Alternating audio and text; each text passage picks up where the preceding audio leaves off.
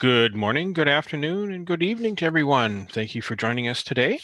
This is the Keshe Foundation Spaceship Institute public teaching in English for Monday, October 30th, 2017. And today we have part 6 of the Understanding Plasma Science series, and we're going to be going into more depth on the health, nature, and the soul. So that's going to be with Jim and Lisa McDonald, and also Dr. Rodrigo Vildosola is here today. I'm your host, Flint Mulhausen. Welcome, everyone, and welcome, Jim. Morning, everybody. Morning, Flint. I think, Dr. Rodrigo, I'll hand it over to you. Thank you, Jim. Thank you so much. I'm going to start sharing the screen.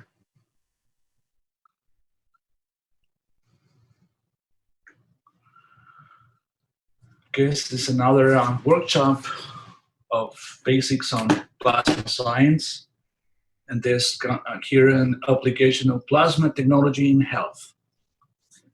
Plasma Science Workshop 6. So interesting today, the subject of discussions today is our body in a plasma field and understanding the process of diseases. Very interesting subject, because this is totally different the way the medical field see the diseases. So hoping that one day they see this and start to change their mind. As we remember, it is important to understand how we control the body. As Lisa before, and then we show you where the soul is located. Some of MRIs being taken on the brain, and we have seen this empty space inside the brain. With this, as we understand, the plasma has a strong field in the center and the weaker field on the outside. So in the center, which is the soul is located, which is a stronger field. It controls the whole system, the whole brain, the whole body. So is the control center inside the brain. So as we understand this, in the center there's a soul. You are the soul. You have to understand this, and people, it's hard to understand that we are the soul. There is a small piece. It's that very small piece. How can we be there? We be that little being in that little space and have a lot of information. If you know that, understand that microchips. The microchip is a little tiny elements that even fits in less space in that area, and it has a lot of information and be able to control big machines, satellites, etc.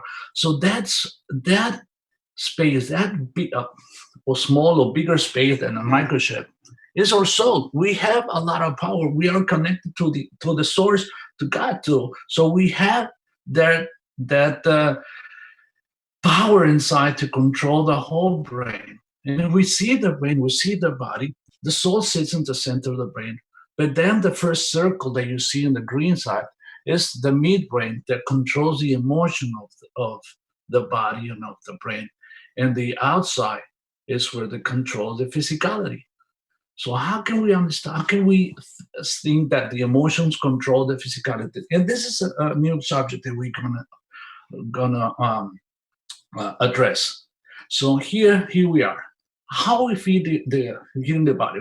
Before, remember we said that 20% of the energy that the body needs come from the food, and 80% from the skin. But now, to be more specific, that 80% of the energy has to come through the skin. It's not just to the body.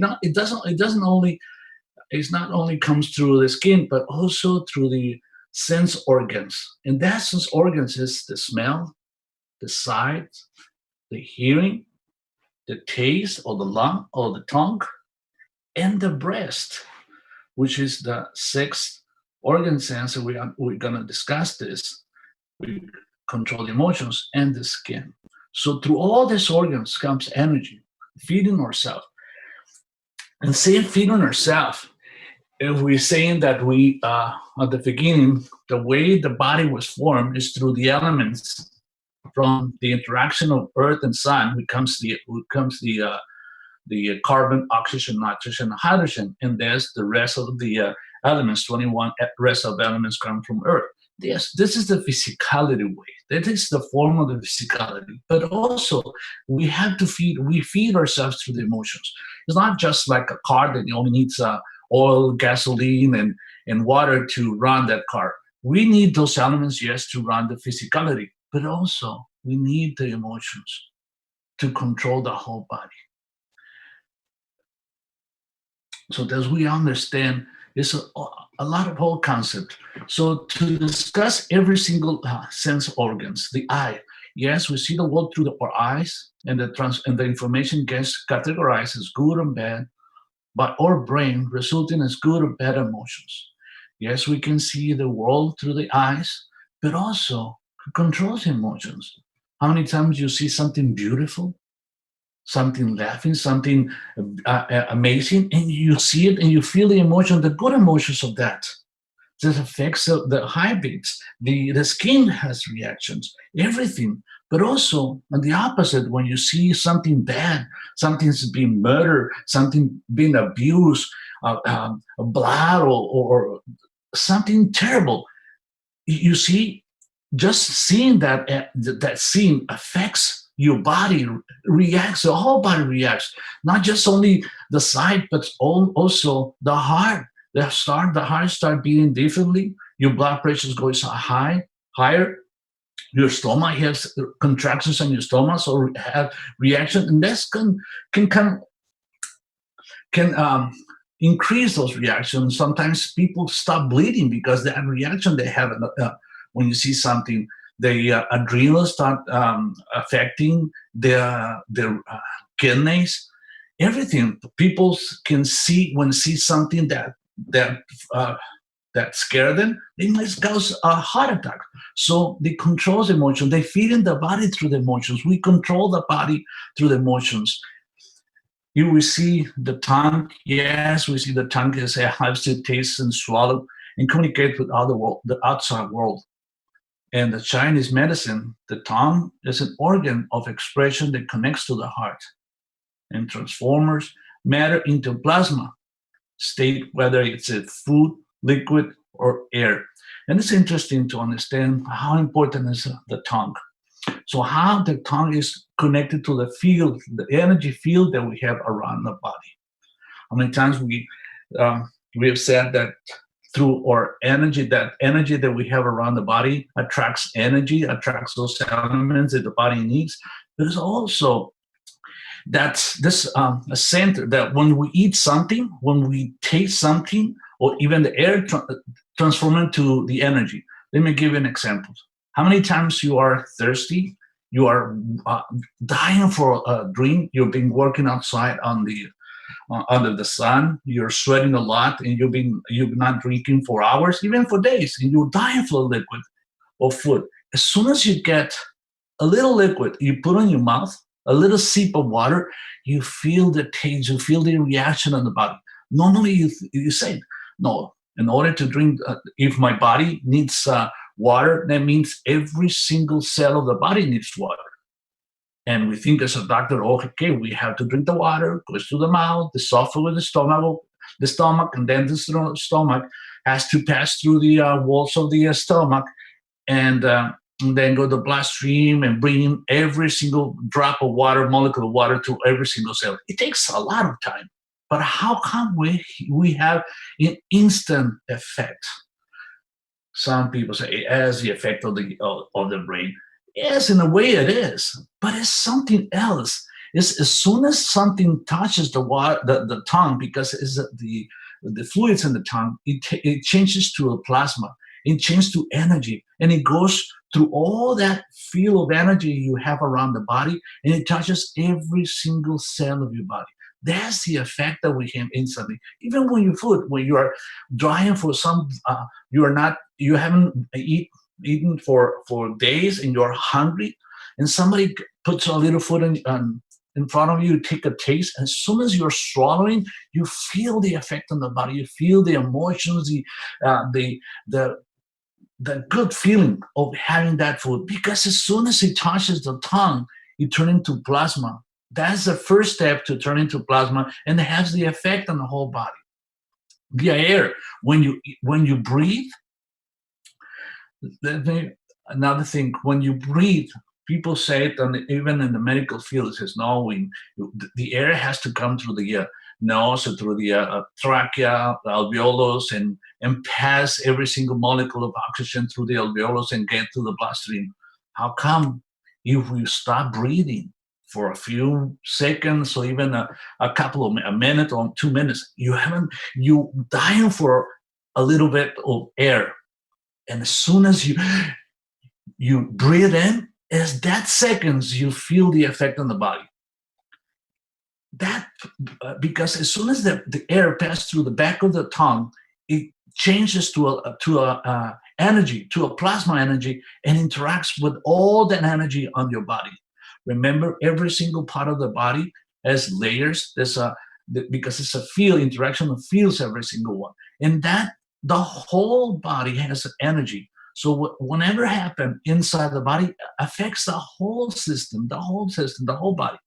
So it's not that the every air molecule of air, the oxygen has to go through the alveolus to this to every single red blood cells and bring it to every single part of the body. Also, it takes a lot of time to bring oxygen to the body if we understand that way, if we think in that way. So it's totally different. The concept of the way the body works is totally different. The way, as a doctor, we were taught, is totally, with all respect, it's totally wrong. It didn't make sense now, understanding the plasma. It makes sense how the way is, how the body is connected.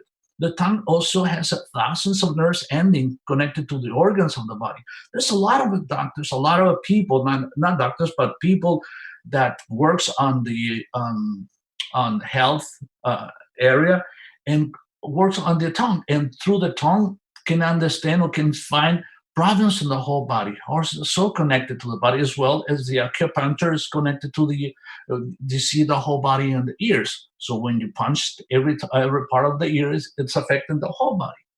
So also the nose, as we know, the nose helps to pass the air into the lungs, passes information into the brain, on the top of the brain.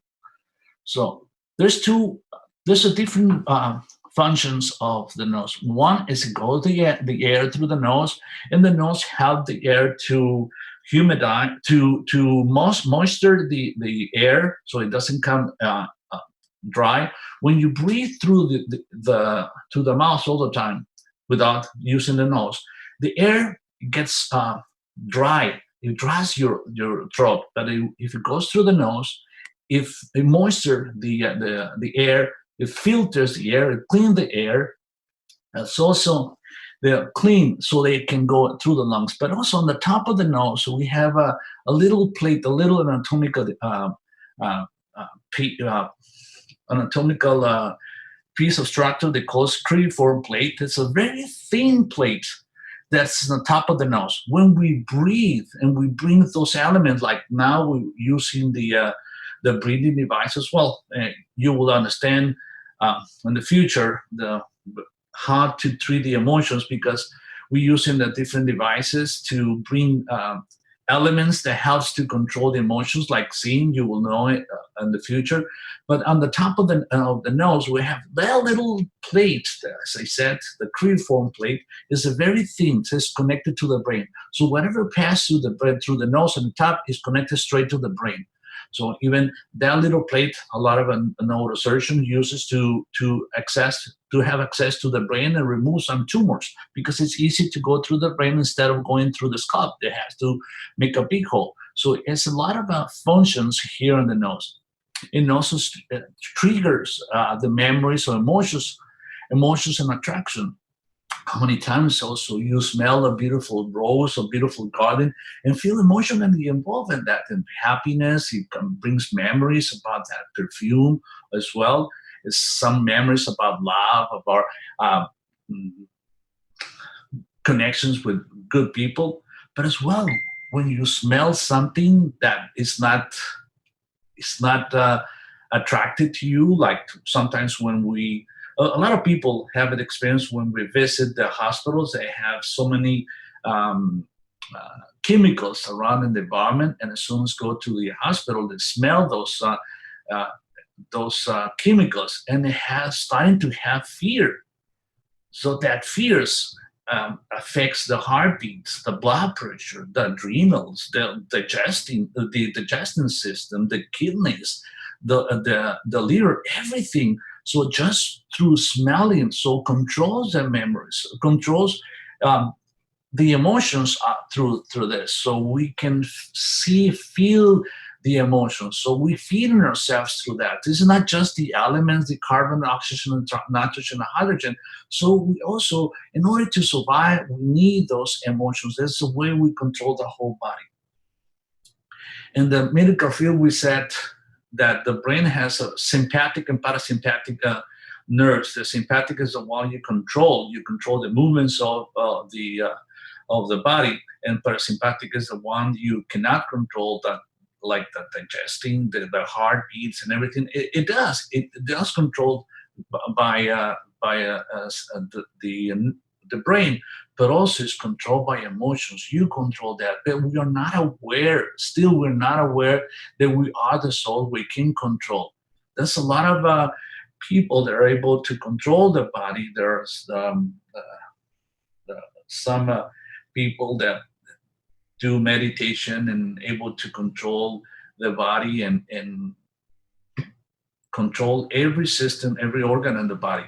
So even now, through the CAS technology, so many times Mr. CAS has taught us now that, and try to insist the body to understand who we are. This is not just the body. We are the souls who control the body. When you understand and you are the soul, the whole system will change. The whole world will change. The way we think and how manifest things.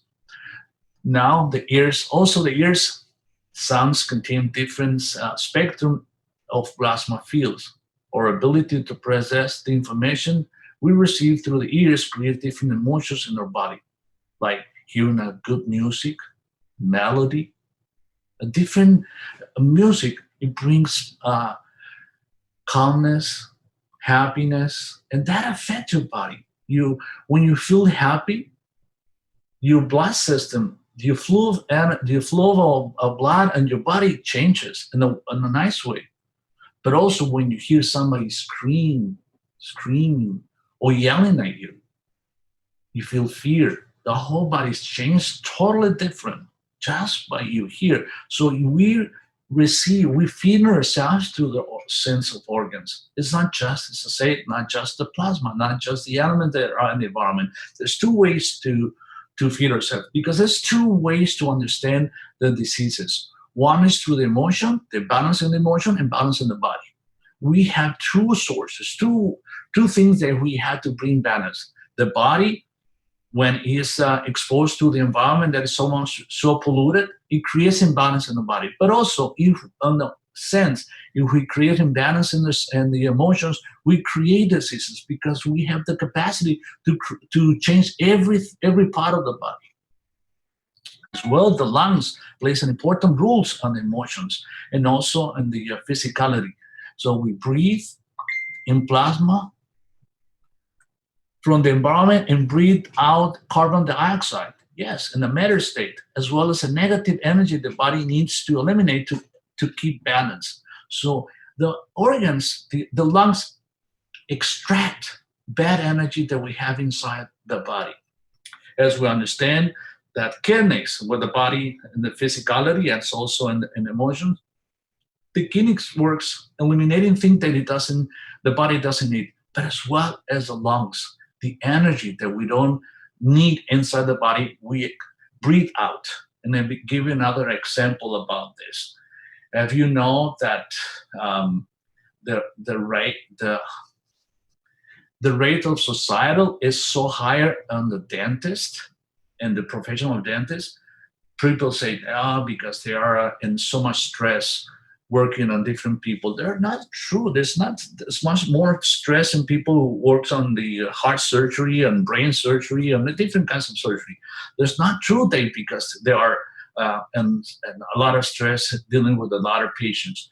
The reason is because people that come to the dentist, they open the mouth, they breathe out, and those people have a lot of emotions, a lot of problems, and they breathe out that emotions. And you are in front of that as a dentist, you are in front of them, you breathe in all that energy that's affecting you. You are absorbing those emotions. This is totally different way you see the medical field, the body. So you attract those bad emotions and affecting you. That's why those people, the dentist, comes in depression and have a high rates of suicidal because they are depressed. They are absorbing every energy, every bad energy of every person who comes to see them. So that's totally different the way we see it. The skin, now, yes, it's an incredible receptor on the body, largest receptor energy on the body, receive plasma energy as well as it eliminates it. And it's also a skin as a shield. It's a shield, yes. In the physicality, yes, we have that's the only way they in the medical field see the skin as a shield against infections, against pollutions. So, but it's not. Actually, through the skin, we receive a lot of energy, as I said, those elements, but also we create shields against people. People, like an example, people that have been abused, they're being touched, and they don't want to create something to defend themselves. So they start creating problems like psoriasis. People who have that kind of problems, or skin cancer, it's because they create something on the skin so people can have people away from them. They are in some way we see they are shy or have problems, emotional problems. Problems that not necessarily comes from this life, comes also from previous life, or those that are close mind, from emotions, problems that created in from the ancestors.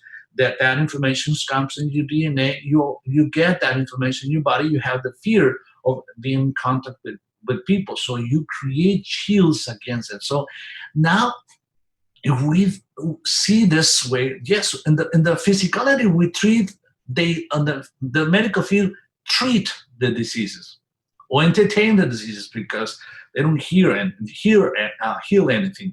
They just entertain. But even though they have the intention, doctors have the intentions to heal them, to treat it, to cure any disease, but they haven't been able to do it because they haven't understood what's really happened. So the source of the diseases are emotions. So we create a problem. We create changes in the body in the different ways. If we have problems with sight, we have to understand if that that person have problems or emotional problems to see something, and you want to block them inside of the brain, says, I don't want to see that. And so he blocks himself on the side. Even the smell, if somebody lost the smell.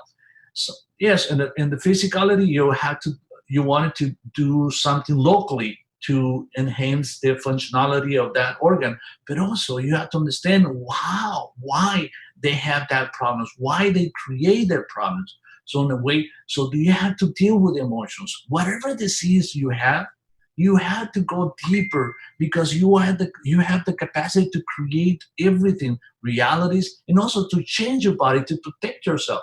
You as a soul, you are not the body. You have to understand you are the soul. And as a soul, you using the body, using that structure to have an experience in the physical world, so you can control everything. And you can create something for good or for bad, changes in the body. So the sixth sense organ receive energy of emotions from outside world. The breath you receive is also a great receptors of energy, which is the emotions of the environment, of the people. When you watch a movie, you have experiment this. When you watch a movie that probably they make you feel have some kind of emotions, either positive emotions or negative emotions, every time you see that movie. So I invite you to, next time you watch a movie, don't see it facing the screen, the TV, whatever. Just see it by your side and see the effect is totally different.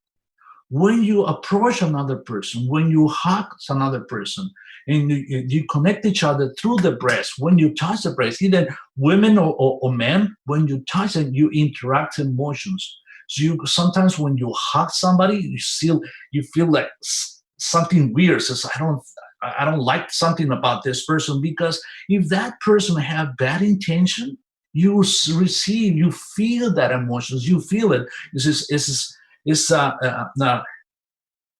Sometimes you saying, oh, I feel it inside of me, how I feel. It's because the interaction of that breath, interaction of those feels, you feel emotion. And also the opposite. When you hug somebody, when you salute somebody on your shake hands, okay, you feel good. You interact also energy. Sometimes you suck energy. Sometimes you give energy, interact energy. But when you hug them in a nice way, you feel the love from another person. You feel different. You feel that you really have emotionally involved with that person.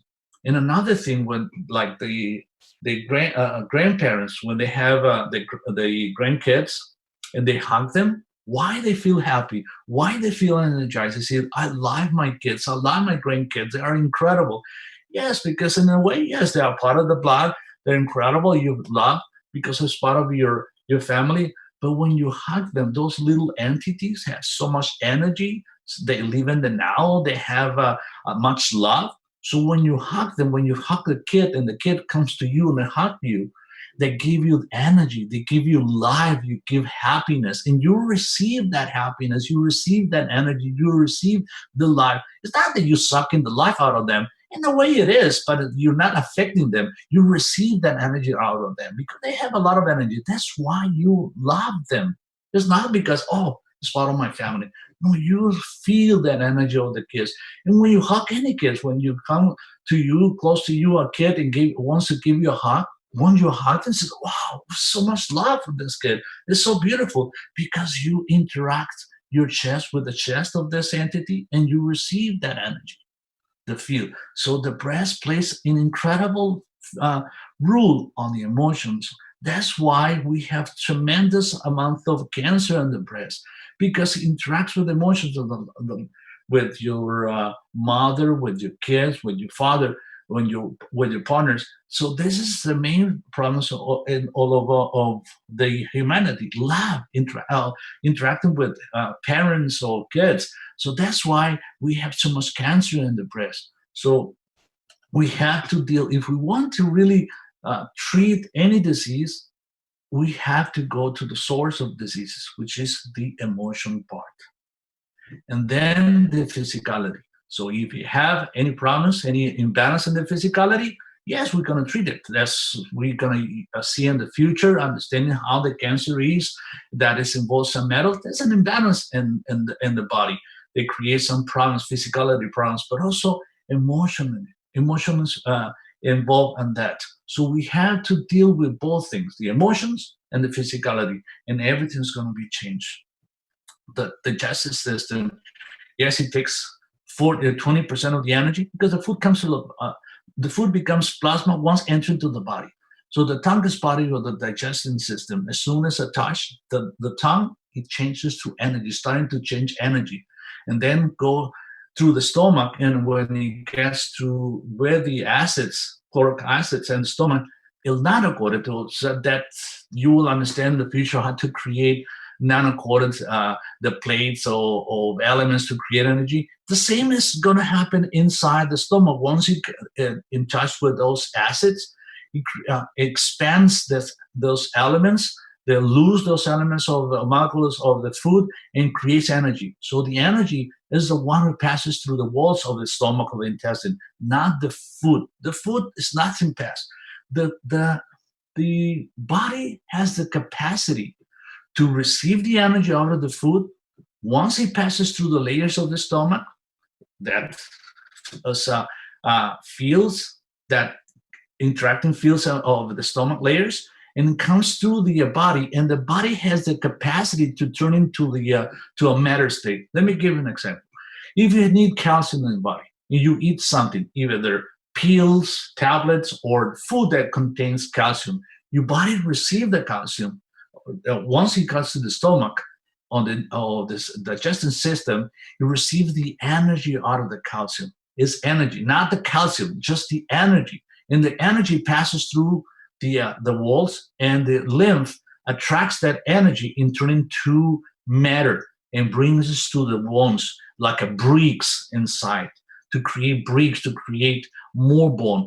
So, and then as well, the organ has the capacity to turn from matter to a plasma to eliminate everything that we need. As I said before, the breathing, or the as well as a plasma turn into a matter as a kidneys. The kidney is what it does. So it's a plasma energy inside the body has to be eliminated. So it turns into a matter state in order to be expelled through the body. So there's incredible ways to understand. This is what happened in the body. So it has to change the way we see it and we understand how the body works. So the medicine, the traditional medicine, has to change the way we treat. We don't treat, and we just has to bring balance. As I said, it's a physical. We have to bring balance in the physicality and also balance in the emotions, and your body responds. So as I said, you are the soul. You have to understand you are the soul. You are the one who controls the body. So when you're aware of this, everything is going to start changing. That's just only in your body, but around the world, everything's going to be changed. So you sit in the soul, in the center. You are the most powerful energy inside. The strongest energy field is inside of you. You have that capacity, and then the emotions that is there is in between you and the physicality. So it's interesting the way we see the body now, and the way we're gonna bring balance to the body. In the future, you will understand how we create different devices. We call them health units, not medical, not devices that heal. We don't heal anything. We bring balance. We create environments so your body can adjust itself and change it and repair itself and be out of the any disease. Do you have any questions? There's a lot of, yeah, go ahead. No, go ahead. Go ahead. No, there's a lot of things we're gonna discuss in the future, but here first you have to understand the basics, how the body works. So we're gonna teach you how to create those environments to bring balance to the body in every way, to the emotionally and physically. So we're gonna teach you all that. You will see that in the future. We won't need doctors. You will be able to do everything. I say it all the time to the kids. If we teach this technology in the elementary school, that will be the future doctors. At the age of 12, 13 years old, they will be the future doctor. They don't have to go to the medical school, because learning this is so beautiful and easy to understand that everybody can do it. So now, thank you, Flynn. Do you have any questions? Yeah, there are a couple of people with their hands up here. We have Klaus Bauer. Go ahead. Yeah, go ahead, Klaus. You can. Hello, Rodrigo. No, I have no question. I had only the hand over. Okay. Yes. Yeah, Rodrigo. This is John. Yeah, John. How are you? Yeah, John. In the digestive system, we've got the thin intestine, which I imagine it's all crumpled up, and the matter doesn't go through the walls. It only interchanges the energy with the body, and then it goes into the bigger intestine, and I imagine it's where the change from a plasma into matter, it takes place in that thicker intestine, and it accumulates there to be able to evacuate. Is that so? That's correct.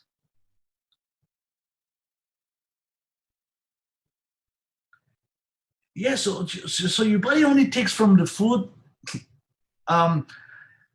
just energy, but the food, once you're in the future, I remember you, John, explain how you gonna make food out of the excrement, the poo, and it's a good idea. With respect, we discussing later. I mean, a long time ago, between John and I. This is for all you guys. It says yes, the poo is when you understand how the nano-coated system works, how we nano-coated the plates and creates energy. The same as the food. Once it got to the body, it's nano-coated, and when you poo, it's like nano-coated food. And John was explaining how he put him that poo with caustic in order to remove the smell out of this, and then put CO2 against. And I don't know what if you kept doing the experiment, John, and what is the result you have had? If you really be able to feed out of those elements. I didn't complete it because we said we wouldn't work with the caustic for feeding. So I stopped the experiment. I still have all the matter there. It's a question of completing it. But it's interesting, as you said, all the nasty smells disappear and everything changes. Yes, it's a beautiful experiment. I mean, now when we're dealing with plasma technology, nobody will make any mistakes. We have an open door to experiment with everything, and brings the only condition that we ask to everybody is whatever you do, whatever results you bring, share all the information, share everything for humanity. This technology belongs to humanity. Don't keep it to yourself.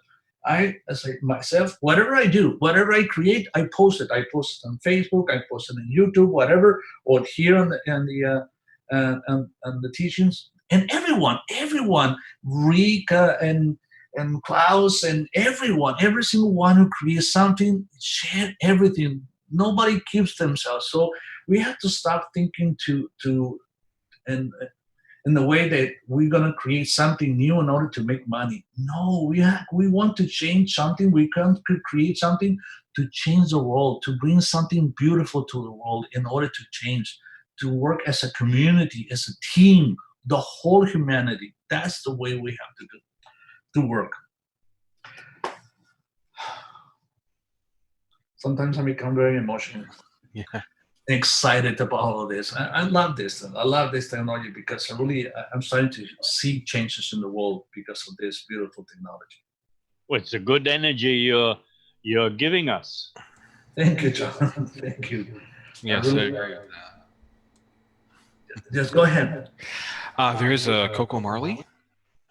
You can unmute and ask your question. Yes, hello everyone. Hello? Go ahead. Yeah, actually I didn't raise my hand. I don't know why, but I have a question anyway. Go ahead.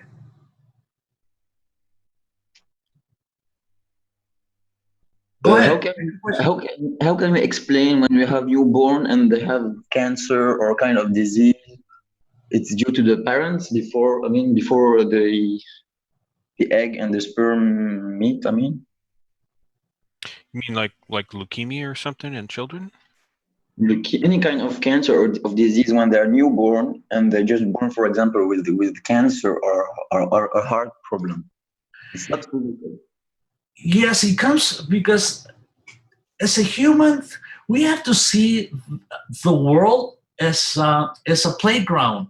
This is another way. It's a playground. You come to the world to have experiences, to make known the unknown. It's not that you come here and you die and it's over. No, it's a playground. It's like going to play a game and you have experience, okay, I'm going to go play football and have the experience to play it, understand, even though you don't like it, but you want to experience that game. That's a way we have to see, we have to start to see the world. We don't die. As a soul, we don't die. We're just having experiences in the body. And there's a way. In a way, yes, we bring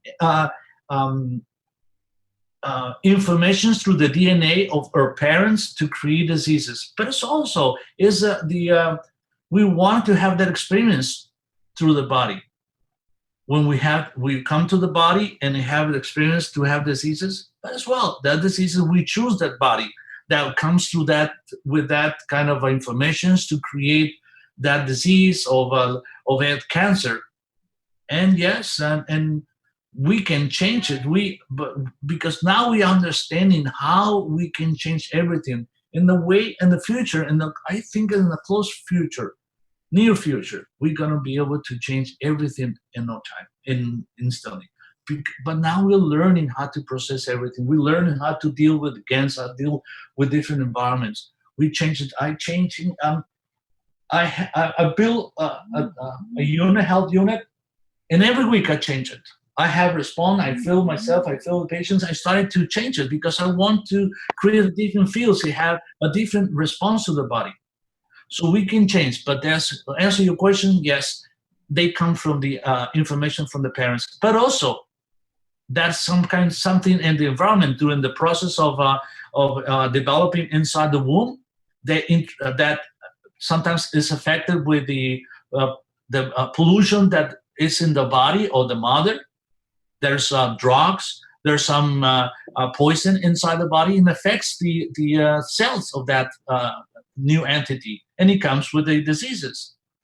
So Professor, it affects the soul because when we have, for example, when a woman takes medicine and she's pregnant, so the medicine affects the physicality of the baby, the soul through the physicality. Is this right? I don't understand your questions. Say it again, please. If a pregnant woman is taking medicine, and because of that medicine, the baby have a physical problem, let's say. So the medicine interact through the physicality of the baby to the soul, because the soul is controlling everything. Well, as in the process of developing that creature, the new baby, and it's affected, that environment affecting the physicality, and that's why it comes with the different diseases or childborne defects. So it's the physicality. If the soul inside allowed it to do, probably we don't know. We still don't know if the soul is right. There's you have to have an open mind to understand that, but not necessarily. And the soul is in the body when it's growing. The body can come in. The soul can come to the body in different states of the pregnancy, 6 months or at the end. First, you're as a body, you're preserving the life of that entity. You connect it to yourself, the bond. But the soul can come in and out. As I said, you have to have an open mind. And there's a lot of information through different sources. The soul works on the body. Okay. Thank you, Professor. Very clear question. You're very welcome.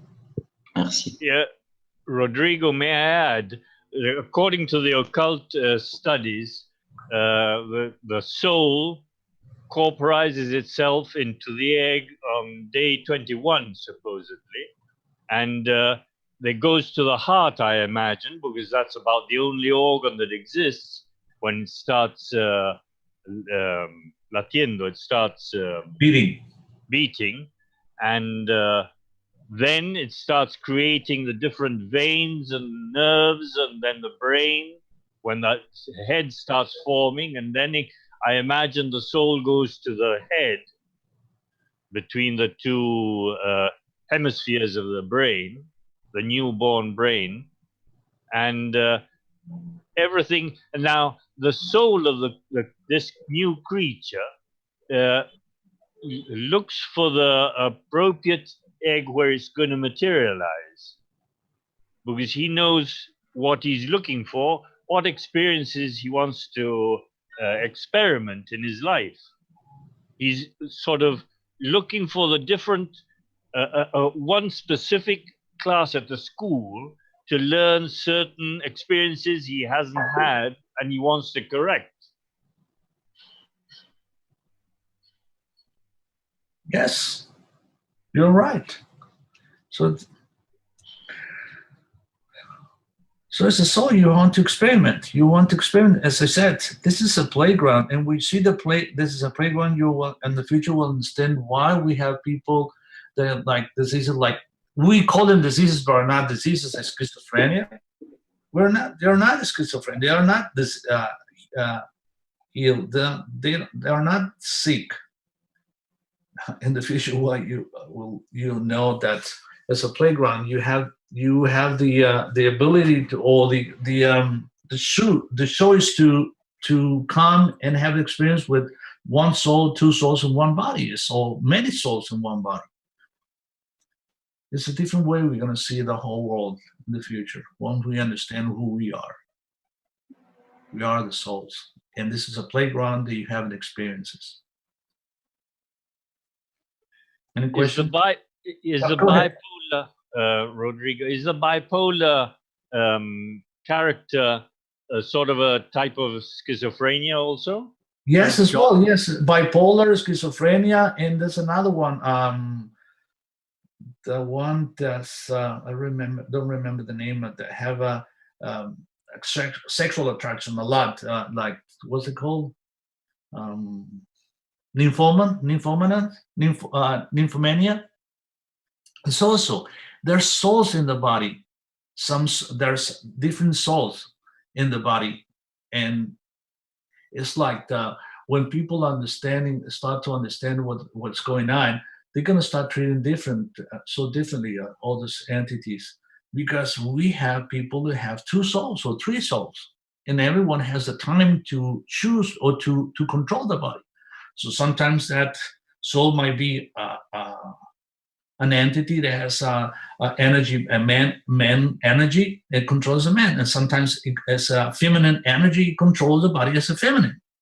It's not wrong. This is just an experience. Or sometimes that entity that sometimes controls the body and likes to have a lot of sex, and the other doesn't. So it's not that he's sick. The society doesn't understand this process of experiment or games. So the whole system is going to change. I hope soon, because once you understand this, the whole life is going to be different and better. Yeah. I have a question. Yeah, Flint. If you could address if someone is blind or deaf, we normally think as those senses are non-functional in that person, but that's not true with plasma energy. Is that correct?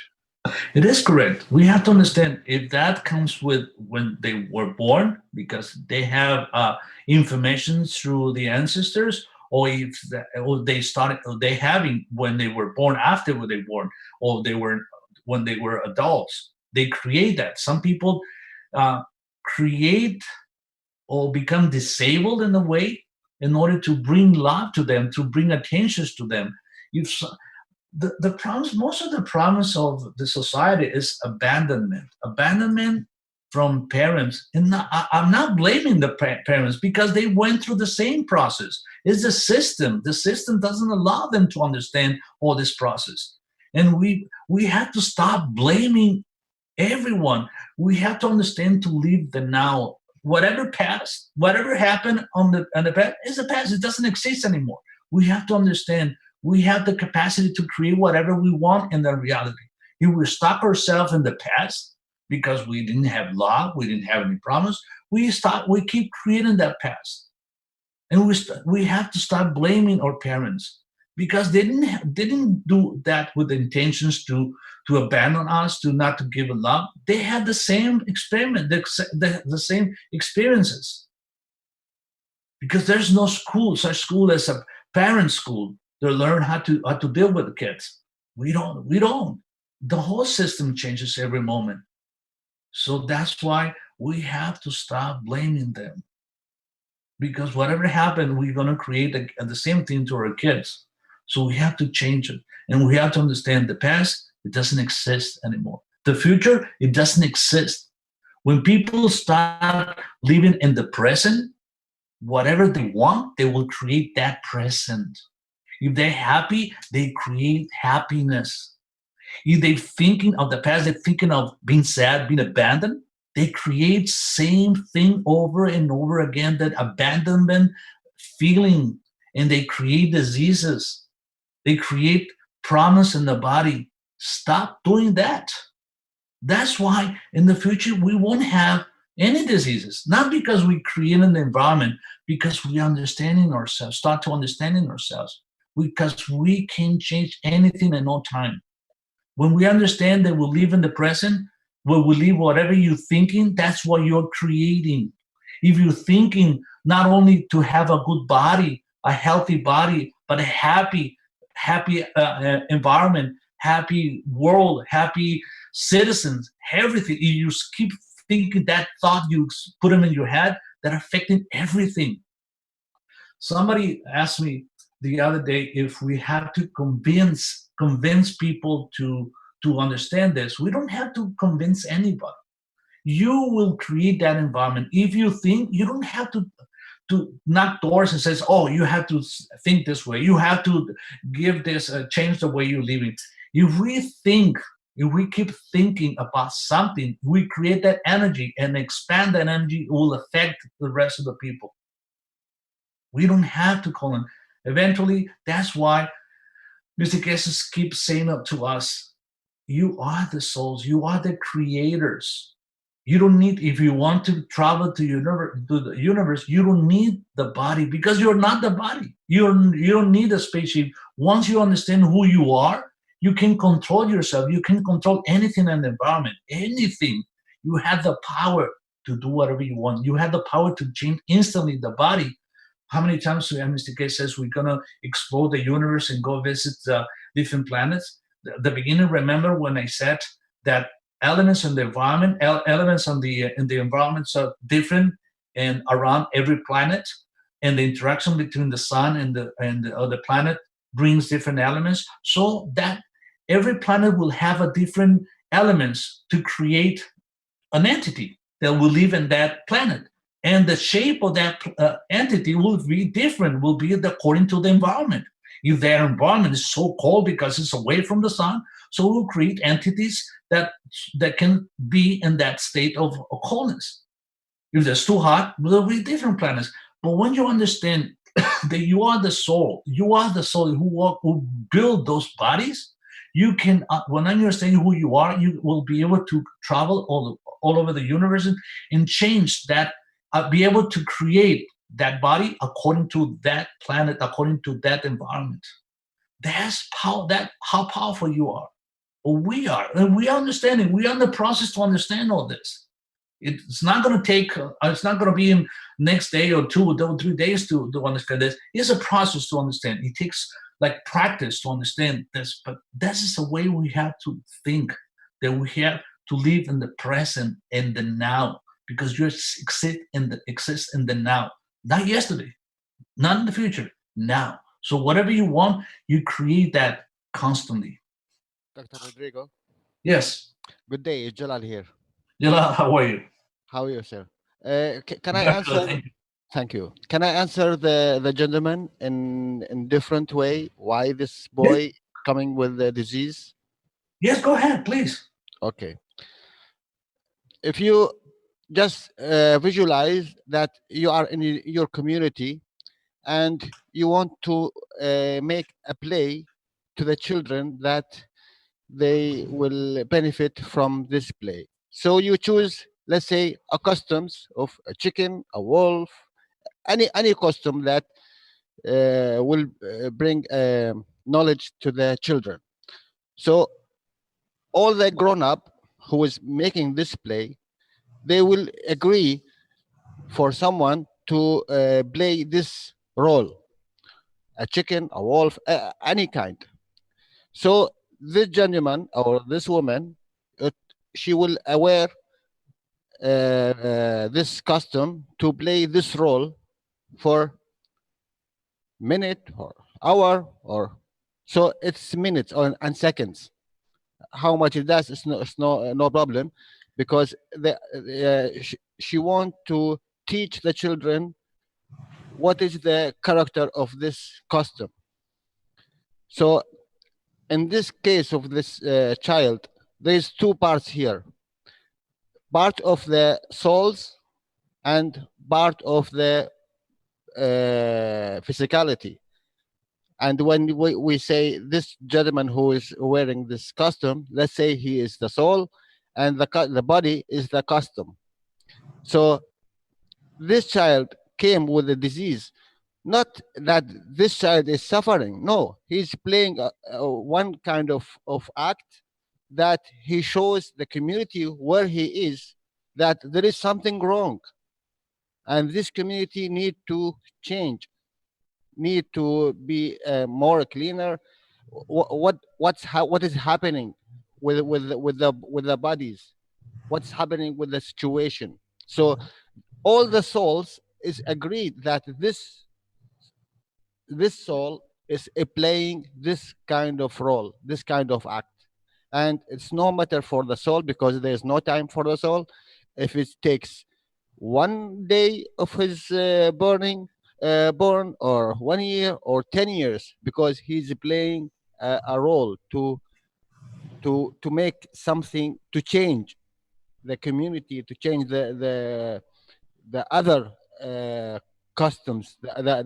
If we say we are playing this play, and we are not notice that the inside, the soul is the creator for this custom.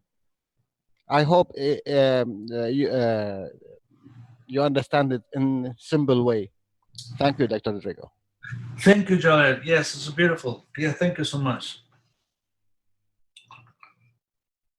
Another question? Yeah, we'll just do one more here.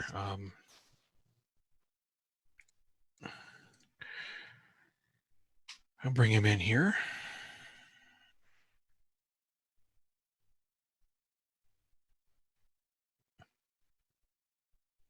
Dr. Rodrigo, Yes? it's morning here, so good morning. This is Boniface from California. Yes, Manifest. Go ahead.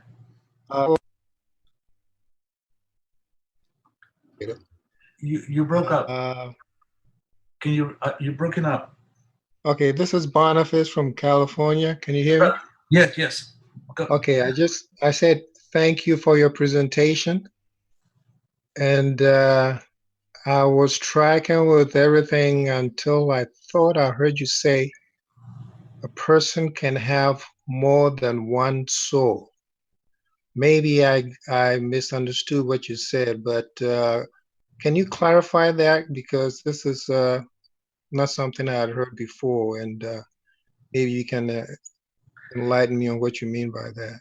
Yes, when we deal with people with schizophrenia or bipolar, those entities in the medical field, we categorize them as a disease. They're illusional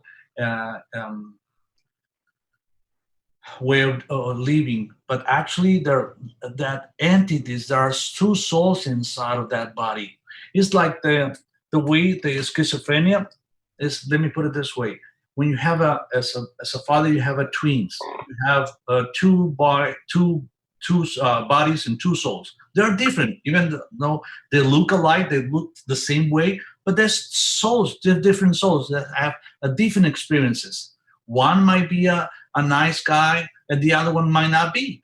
Or it's different. One likes to be calm, the other one's like to be rough. One might be a very loving entity, the other one not. So you treat them as a father, you understand them and you treat them different because there are different entities. You understand and you give them love no matter what. But as a body also comes with two souls. As I say, two souls. It's like a twins in one body. And you're dealing with them. When they are a child, they're pretty much the same. But when they become not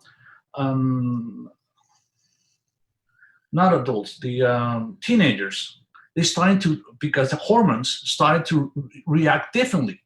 So sometimes that soul, let's put it this way, one guy is a loving entity. It controls the body, and it's a loving entity. You love them. But sometimes the other entity that doesn't like the love, is very rough. It like to do some bad stuff. And you blame it, says, oh, he's sick. He's not controlling the body. He has some problems with this entity. And you take him to the hospital, you take him to the psychologist, you take him to the psychiatrist, and they say, yes, we have to put him in the hospital to control them. And they start giving them medicines, giving drugs to block them.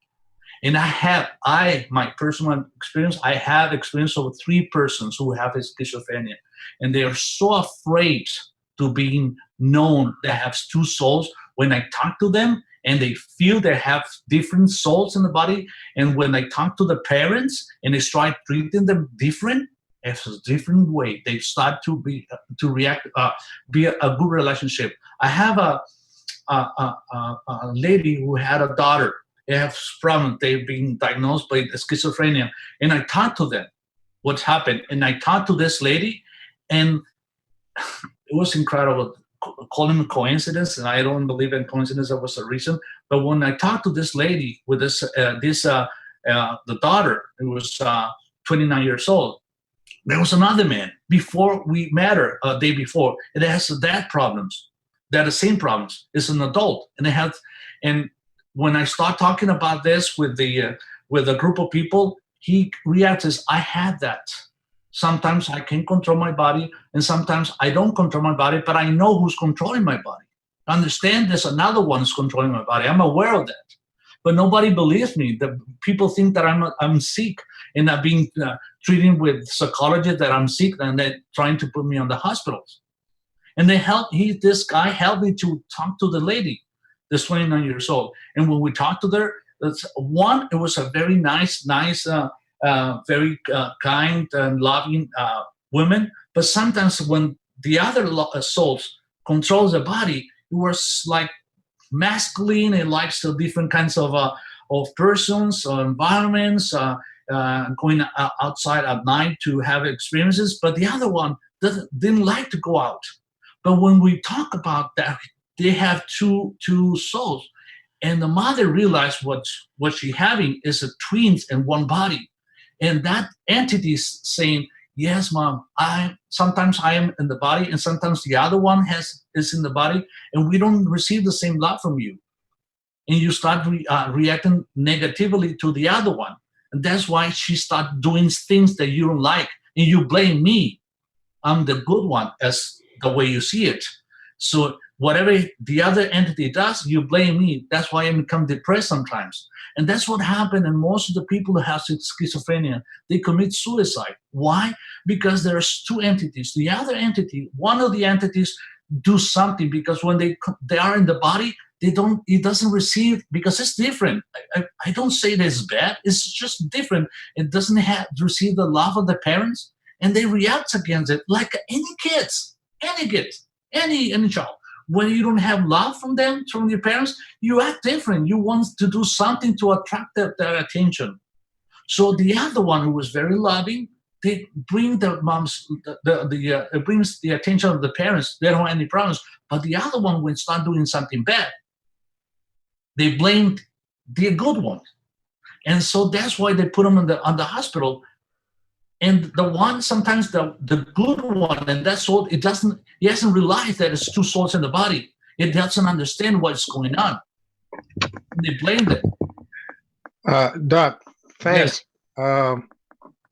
Maybe in a future teaching, you can go into more detail here, because this opens a can of worms. I know. from my thinking here, because when we go back to understanding the operation of the soul and what Mr. Kesh has taught.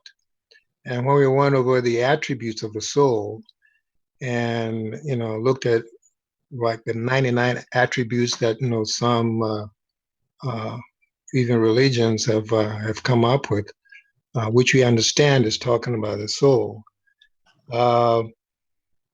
It's kind of hard to fathom that there is a soul in the body that's, for lack of a better expression, misbehaving, because that's not an attribute of the soul. And so, since this subject's come up, I'm thinking, well, this is a condition in a certain percentage of the population, so that's not everybody experiencing that. And since we have a way to process imbalance in the body, or the physicality or the emotion. So if an individual has a case of two souls, is there a way to process that?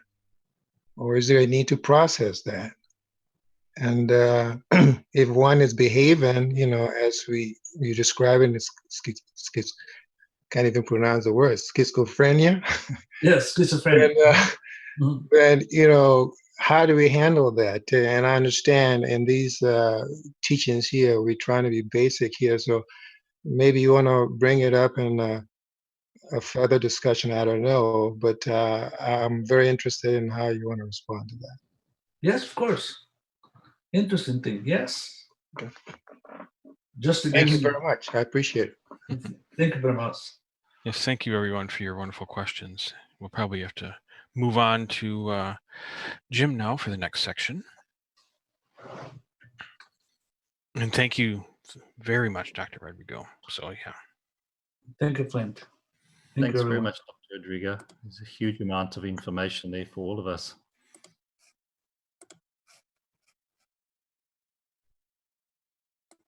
Okay, let's get on to the next section.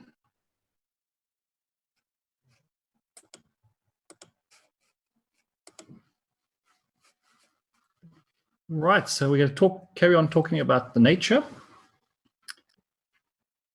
and delve a little bit deeper into how plasma science fits into the nature around us. So just a quick review from parts 2 and 4 and a bit of the information that we have gone through. Now, we had discussed that just like the human body, all plants are made of billions of gases forming the total plasma of that plant.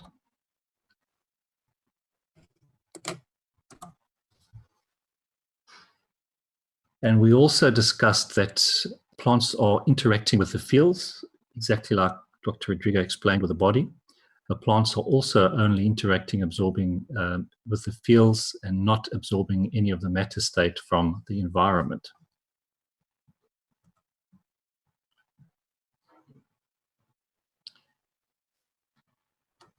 And we explained how you create that flow. The plants are receiving a part of their energy from the ground and mainly from above the ground, and part of their energy from below the ground, creating that flow.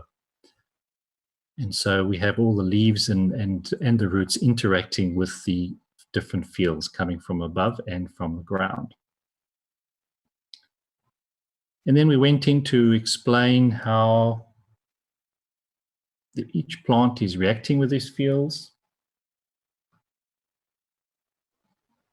and the different leaf structures and heights and arrangements all have different field strengths, macro field strengths, and enable to attract and create from the environment the fields of the elements that they need to create the energy. So just like our soul, ourself, the plants have a soul and are also tiny little reactors which are receiving and giving fields all the time. And they also, just like ourselves, tiny little suns interacting with everything around them. So we introduced, we beginning to understand the human body now, and we've introduced the plants world around us, which are the vertical people. So now we just need to go a little bit further into the environment around us. And this is a lovely quote from a book that I'd read recently, Country is Lonely, with the source Dawn Bezarab. And spirituality to Aboriginal people is connected to country and is about relationships, spiritual relationships with the trees, the land, the animals, the sky, the water. Country is not viewed as a bit of dirt with economic value, but as a living entity. And when we look at the soil below our feet, a spoonful of healthy soil contains more living organisms than all the people on Earth. So there's another whole world that we're not aware of, or are aware of, but not consciously. And so within this other world, we have the bacteria and the insects and the fungi and nematodes, and we can go on and on. There's a huge world below our feet and around us. But we have to understand as well that all of these are also living entities, and they are also a plasma with fields, and they're also interacting with each other.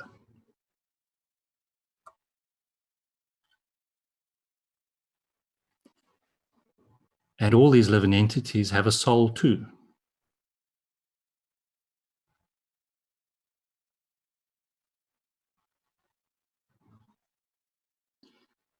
So let's have a closer look at our connection now with nature.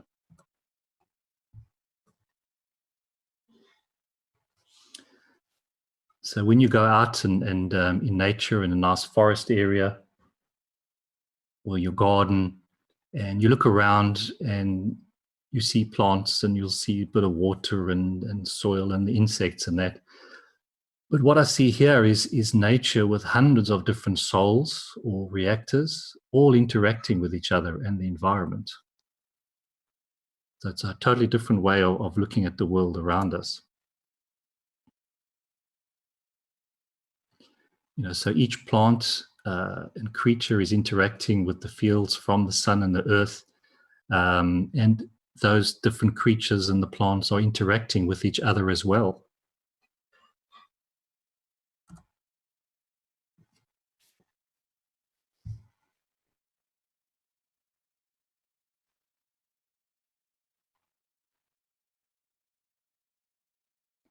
Sorry, I'm just waiting for the slides to come through. Right, so when we look at a picture, nature tells us a story. We can either see it for what it is, as a stream with some trees and rocks, or we can look at it as nature telling us a story, in that the creek itself is a living entity and playing with the rocks, which are alive. We have different plants all playing together with the trees and the rocks and the water.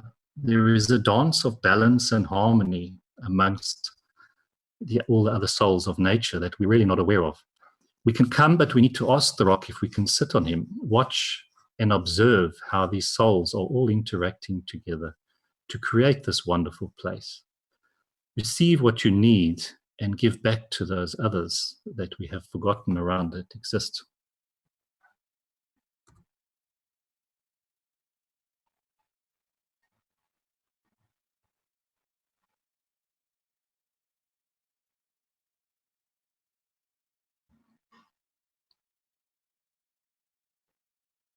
We are very slow.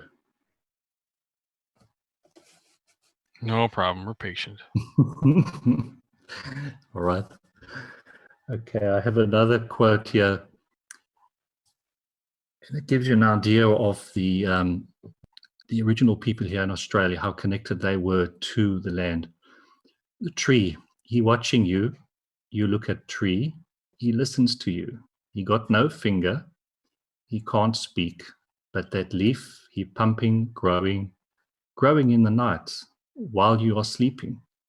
You dream something, trees and grass, same thing.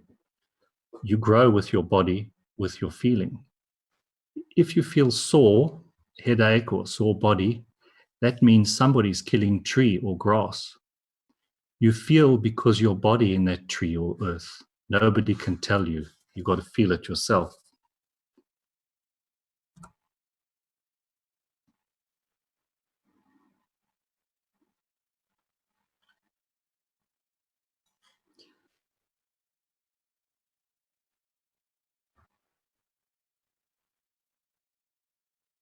So when you look at this picture of acres and acres of sort of a crop, how do you feel when you walk through this field with miles and miles of the same crop or grass or trees?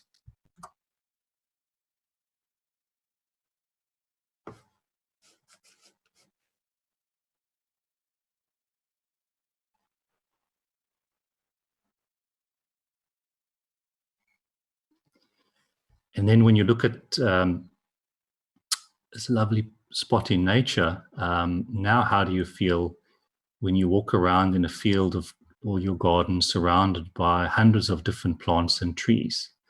You know, why do we feel so rejuvenated from walking in nature? And why do people living in the city want to escape to the countryside for the weekend? And when they do come to the countryside, feel so rejuvenated from the weekend when they go back to the city.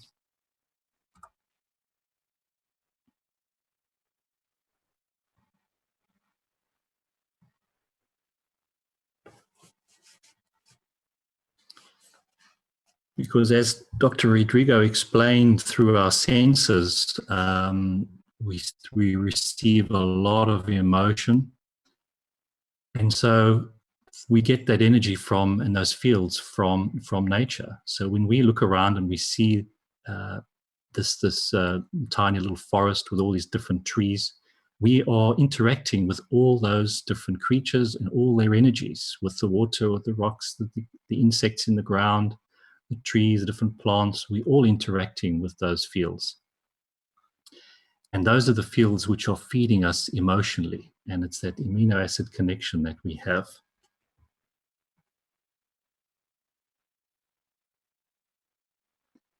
So one is constantly interacting. When you're walking through a forest, you're interacting with hundreds of different fields from the different plants. All these fields are feeding you, and you are feeding your energy to these different creatures. And it's very, very different to when I showed that picture earlier, walking through a field of just one crop, because you're only interacting with one type of field. Whereas in a forest type setting or beautiful garden, you're interacting with hundreds of different fields. And this is what gives you that additional energy, that emotional aspect of feeling so good in nature. It's because you're interacting with the fields all around you.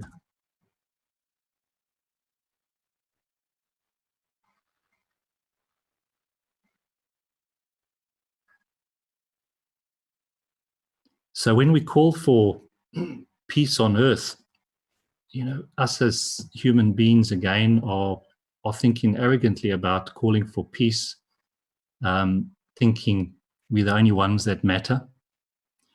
What if we called on the billions of insects, the birds, the animals, the trees, the grasses, the fungi, the river, the oceans? They all have a soul, which collectively with us humans make up the soul of the earth.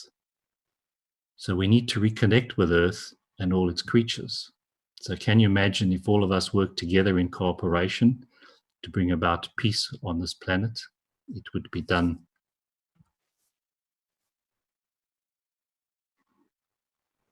Any questions?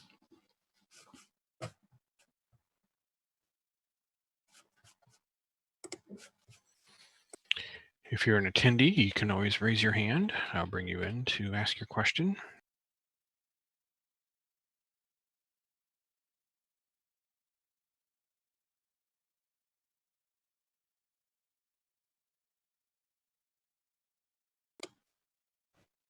everybody's gone home. There was a question in the Q&A that perhaps should be addressed from Frederick.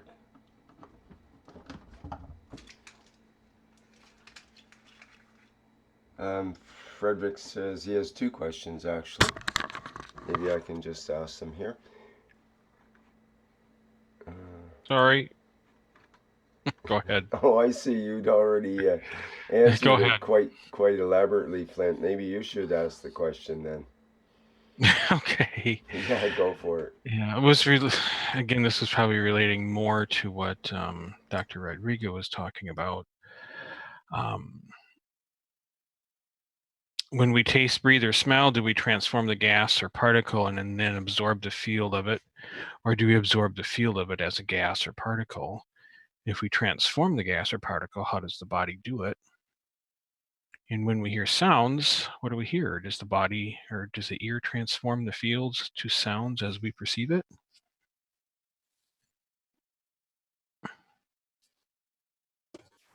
We'll have to leave that medical question for next time. Yeah.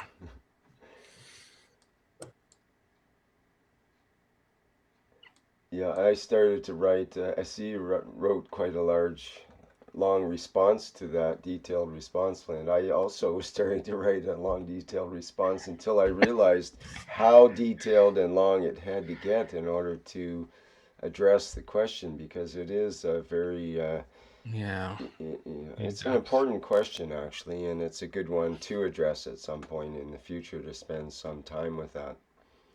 How does the body transform the gas or particles, and that transformation into GANs and into plasma and back to GANs and back to matter state and so on. But another time, as we said. Okay.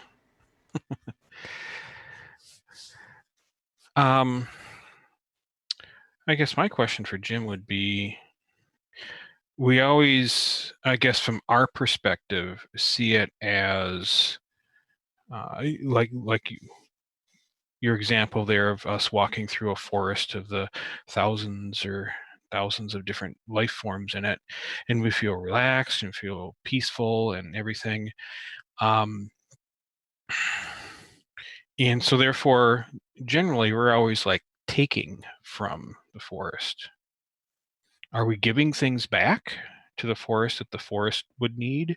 Or do the trees and plants think like, oh, great, here's another human we have to deal with. Great. Coming to suck my energy. Yeah, coming here to bleed my energy. Yeah. I think we it got to depends understand on how respectful we are when we go into the forest. just by when we walk into that forest, and just if you bend down and you're just looking at a flower or looking at a plant, that attention that you're giving to that plant, you are giving energy to that plant. You are interacting with your fields, and so you're giving. Just admiring, just appreciating nature, just the simple act of observing, looking at trees, you're interacting and you're giving. You know, you are a reactor, and so you are giving off fields all the time, and the plants are the same. So there's this exchange of fields on an emotional level with nature. So just that simple act of observing a plant and just looking at the color, just smelling the flower, gives you that interaction. And so you are feeding that plant.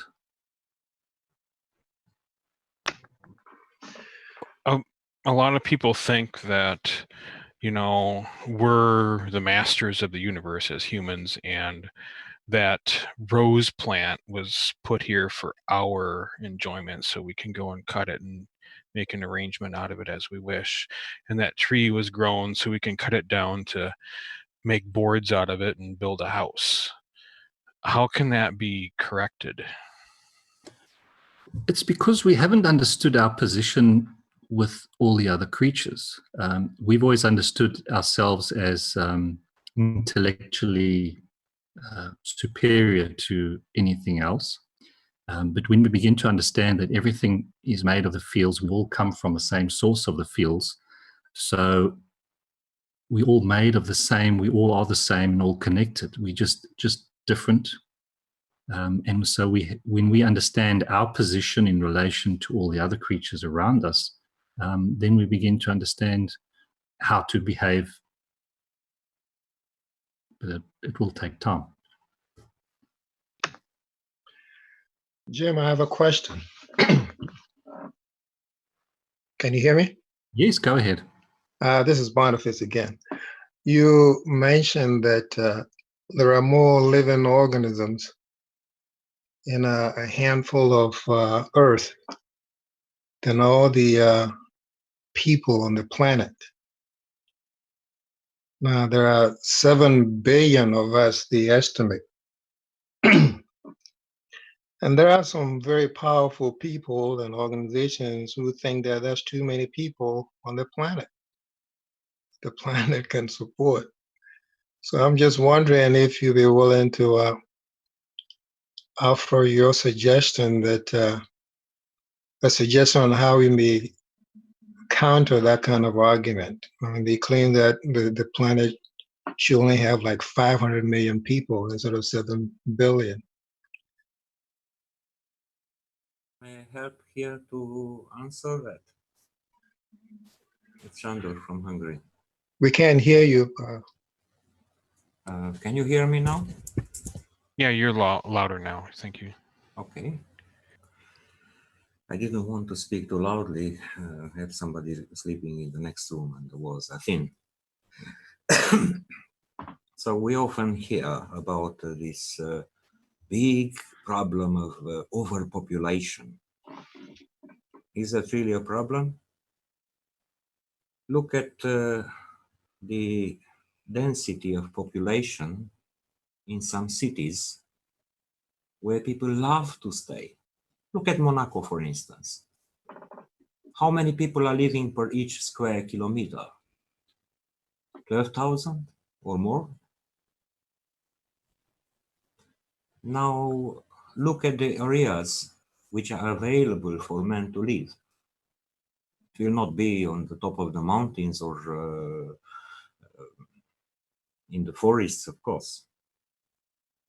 And just do a calculation, do the mathematics about how much space in square kilometers is needed for 100 million people, or 100 billion people, 100 billion people to live in a crowded area like is Monaco, because Monaco is a place where people love to stay there. Many would like to move there and they cannot. And you will see immediately the answer. There's plenty of space on this planet. Yeah, thanks, Sando. It's also a case of us having to really change our understanding of our world. As I say, finding out who we are and everything around us and living differently so that we are not destroying. We've got to learn to live in harmony with everything else. Yeah. For instance, the Iberic Peninsula, where is Spain and Gibraltar and Andorra and Portugal, could fit about 128 billion people if it was a condition to live in the population density of Monaco. And how much space is left? But why some people are propagating that theory about overpopulation? Are they maybe concerned that there will be too many people which they cannot control them? That may be an answer.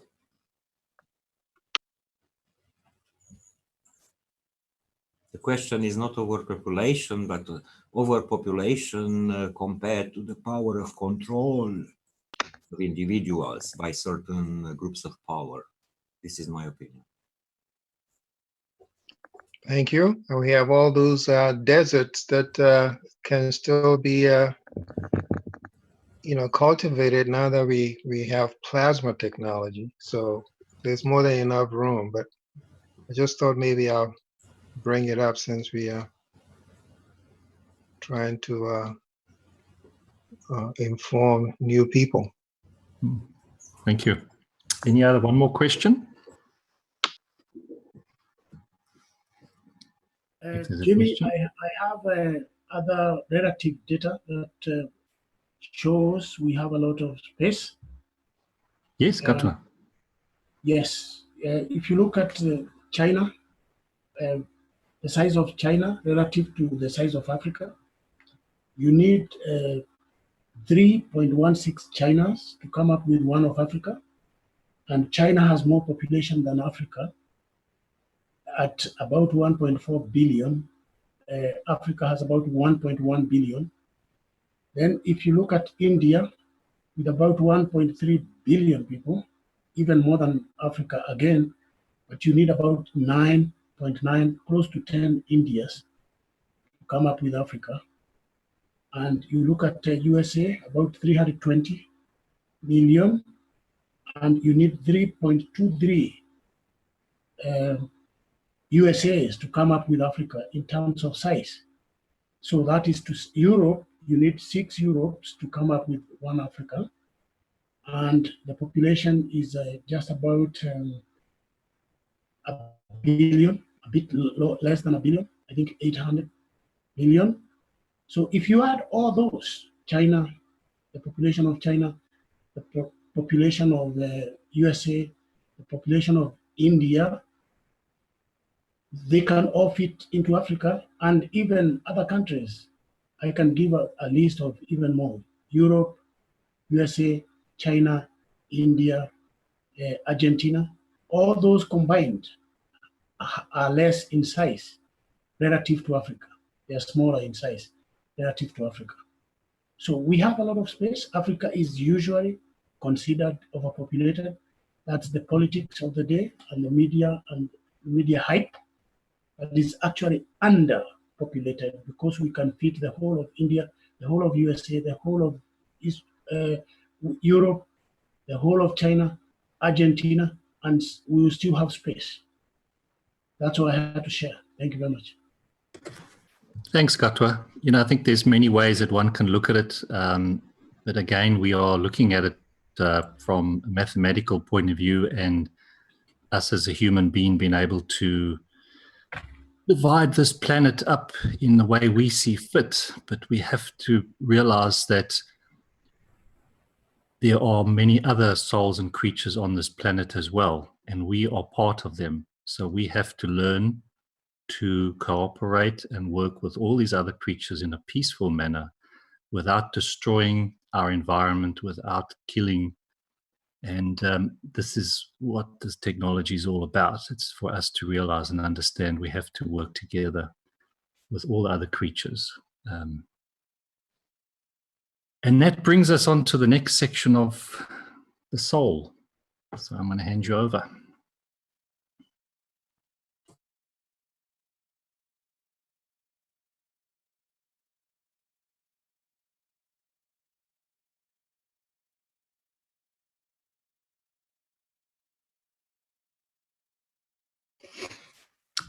Hi everybody, it's Lisa here, and we're going to now discuss the soul aspect of today's teaching.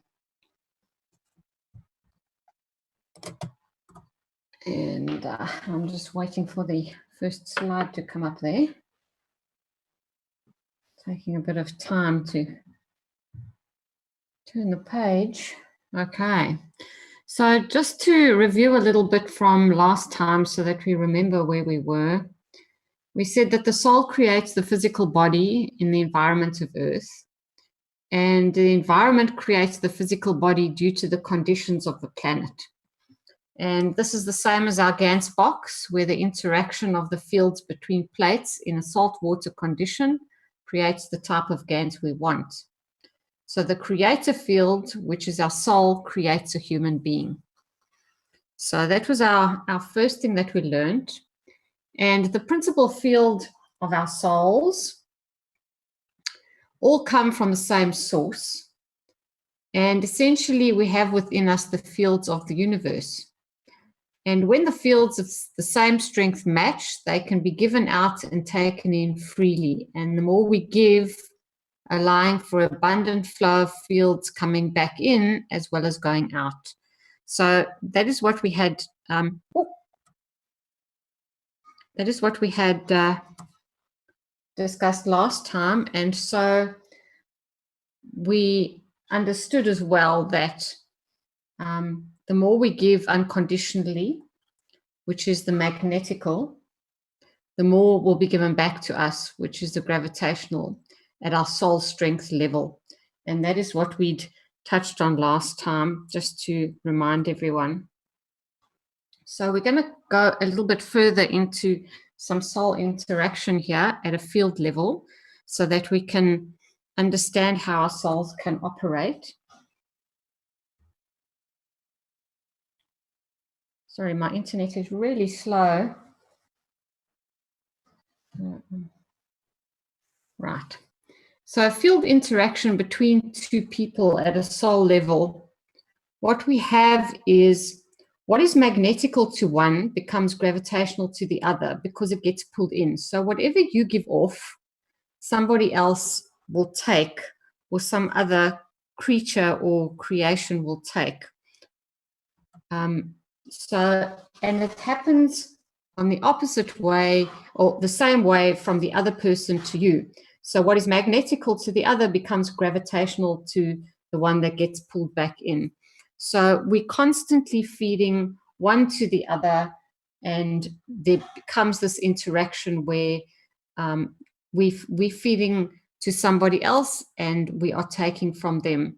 So it becomes this infinity loop, as we've learned before, and the infinity loop of sharing fields is not only between one person, but can be or between two people, but can be, obviously is between many. So plasma, just remember, when it takes the shape of the ray when it travels from one point to the other.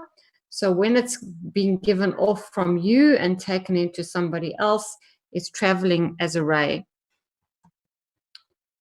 So when we're giving and receiving fields with everything, it is with everything in our environment. And just to remind us again of the magnets that we discussed on the previous teachings, that everything is like a little round magnet and is constantly giving and receiving fields.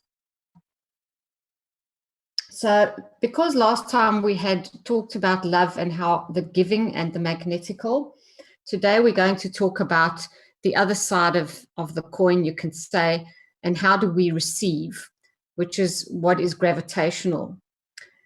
So you can choose, however, which fields to take in through your senses and emotion. We've seen how Dr. Rodrigo explained how everything comes in through our senses and our emotion. And if you're aware and you consciously are going through life, you can block fields through conscious intent. And what we mean by that is that you can understand that you don't want to match with these fields, and so you don't want to take them in. So what we're normally doing is we're taking in fields that match with ours. And if they don't find a match, they don't stay. So we have to decide what fields we're taking in, because like attracts like. And we always have the story where the fields must find a match.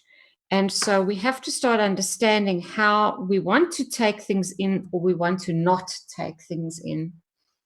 So just to kind of bring it down to how we deal with life in general, often we see people who repeat the same issues in their lives.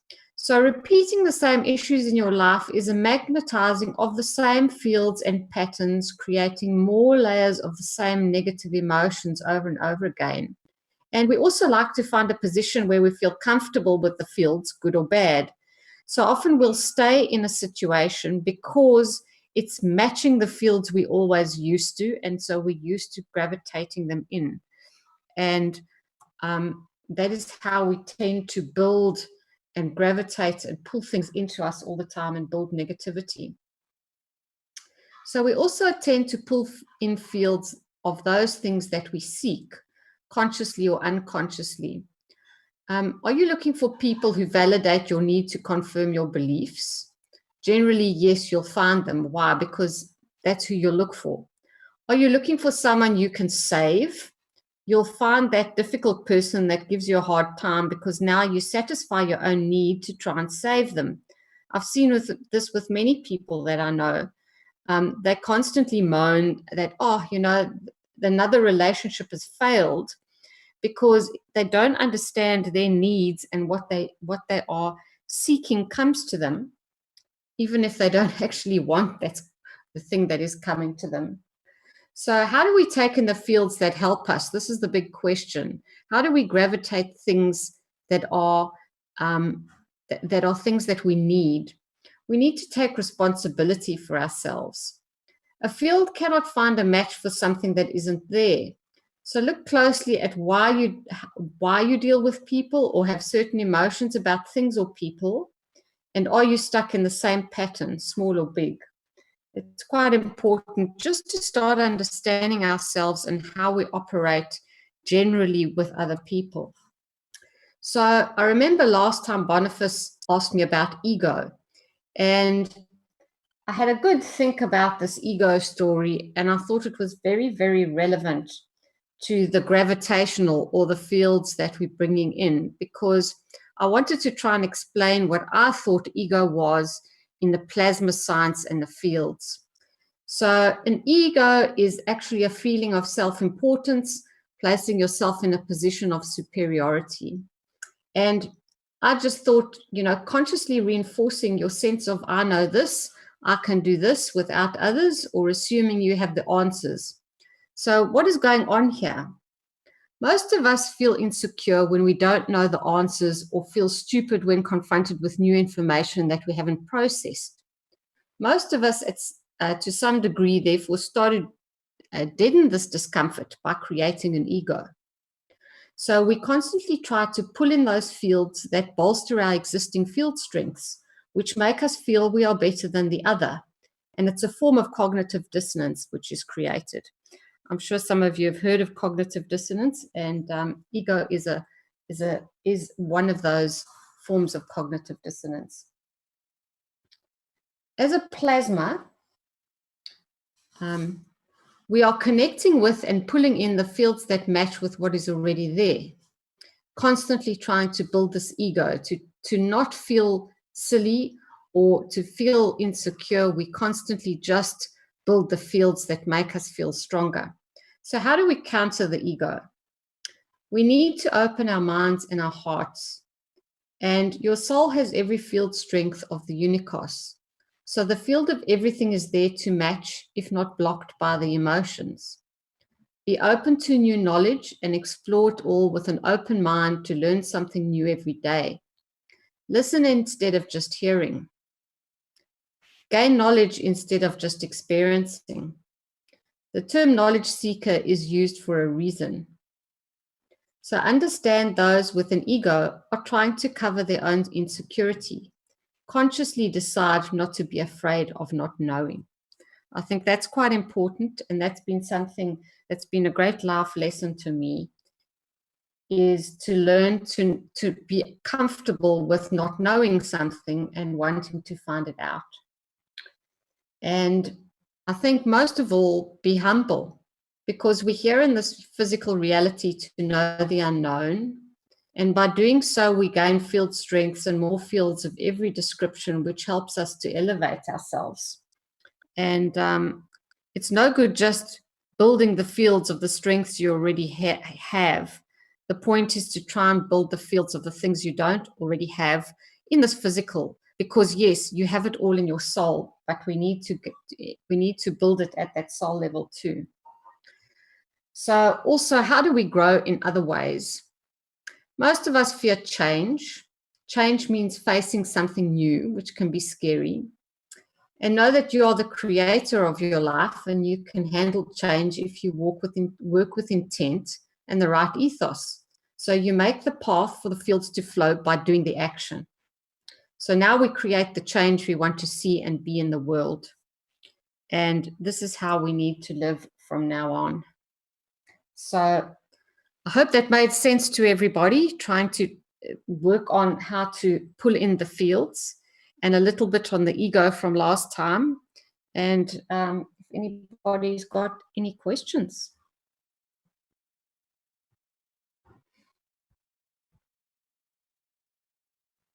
Again, you can always raise your hand. I'll bring you in to talk. Any questions, anybody? I'm not seeing too much here in the chats on YouTube or Facebook.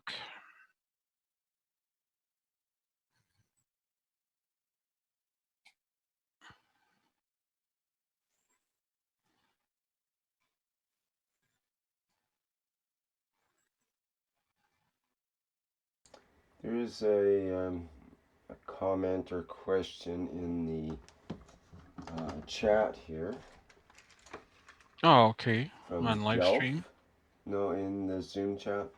Oh, okay. It says, I guess this was, no, it was 10 minutes ago.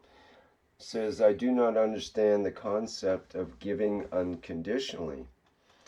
Is not a condition mandatory in order for the fields to link up and to be able to move through? The conditions that we set for giving when we say we must give unconditionally, it means that you give without expectation of receiving.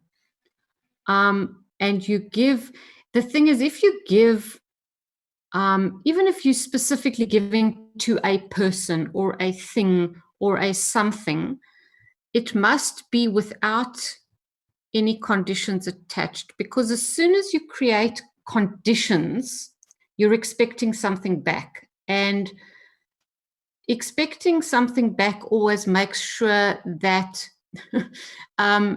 your wishes might not be fulfilled for a start, and you're not doing it out of the giving of the soul. You're giving it to receive, and as soon as you're giving it to receive, it's not done in the right ethos. So I know it's really hard to understand this, because we all like to set conditions, we all like to set parameters, we like things tightly in a little box. But if I give love and I send it out there without condition, then whoever needs it can take it. If I give love to somebody that doesn't necessarily want it or need it at the time, maybe I get disappointed because I don't get back any kind of attention or some kind of recognition for that by that person. And that makes me feel unhappy then. But if I give it out unconditionally and it goes to wherever it needs to go, and I'm not expecting anything back, then a few days later, when I get a surprise from somebody and they come and give me a hug because they just want to, I'm receiving something back, but there are no conditions, and I can see it as something beautiful. And yes, it's a difficult one, but it's kind of just being in the now, that you're not too worried, because at the soul level, we are all giving and receiving all the time. I hope that kind of answers the question.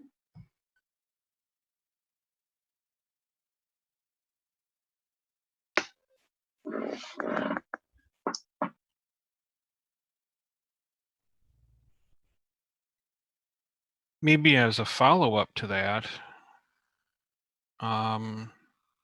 it's one of those things that are easier said than done. So maybe you could give some pointers or tips on how to give unconditionally for those that have a trouble envisioning that. The question has two parts. One is how to give, and the second part is conditionally or unconditionally. Mm-hmm. So which is not clear, because unconditionally means without to expect anything in return. That's very simple. Now, how about how to give?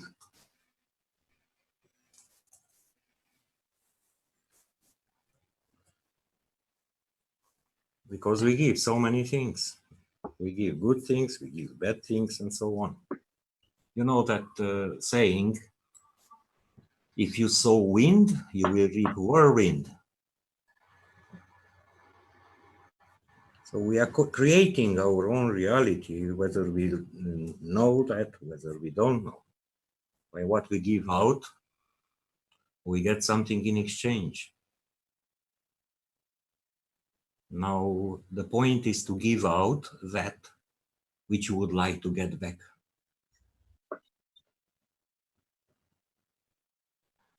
If you give out hate, what you will get in exchange? More of it. Yeah. If you give out a face palm, you will get a punch back. How about if you give out love? What can you expect in exchange? How about if you grant life? What can you expect in exchange? And it's just how we do things, you know, in terms of if you are doing something, to do it with joy, with happiness and with love, with the action of serving, it has a different feeling to just plodding along, doing your daily whatever. It creates different fields and different energy and something else that's going out there. Okay. Hello, Lisa. Go ahead. Hi, Boniface. I'm sorry, go ahead. I just wanted to say what Delph says in the chat about this. First, they say, I understand what you mean to simplify, to give without strings attached. Thank you. And then he goes on to say, I would rather give to those that need than those that do not. That's a condition I impose on myself as well. I will not take what I do not need, because if I do, I will not stop taking and I will waste and abuse. What do you have to say about that statement? Is there anything? So definitely you cannot give by enforcing for somebody to take. You can only give what is accepted. And that's a hard one, because that's when you all start out in plasma and we all want to share with everybody the understanding and share all the plasma, and a lot of people are not ready for it.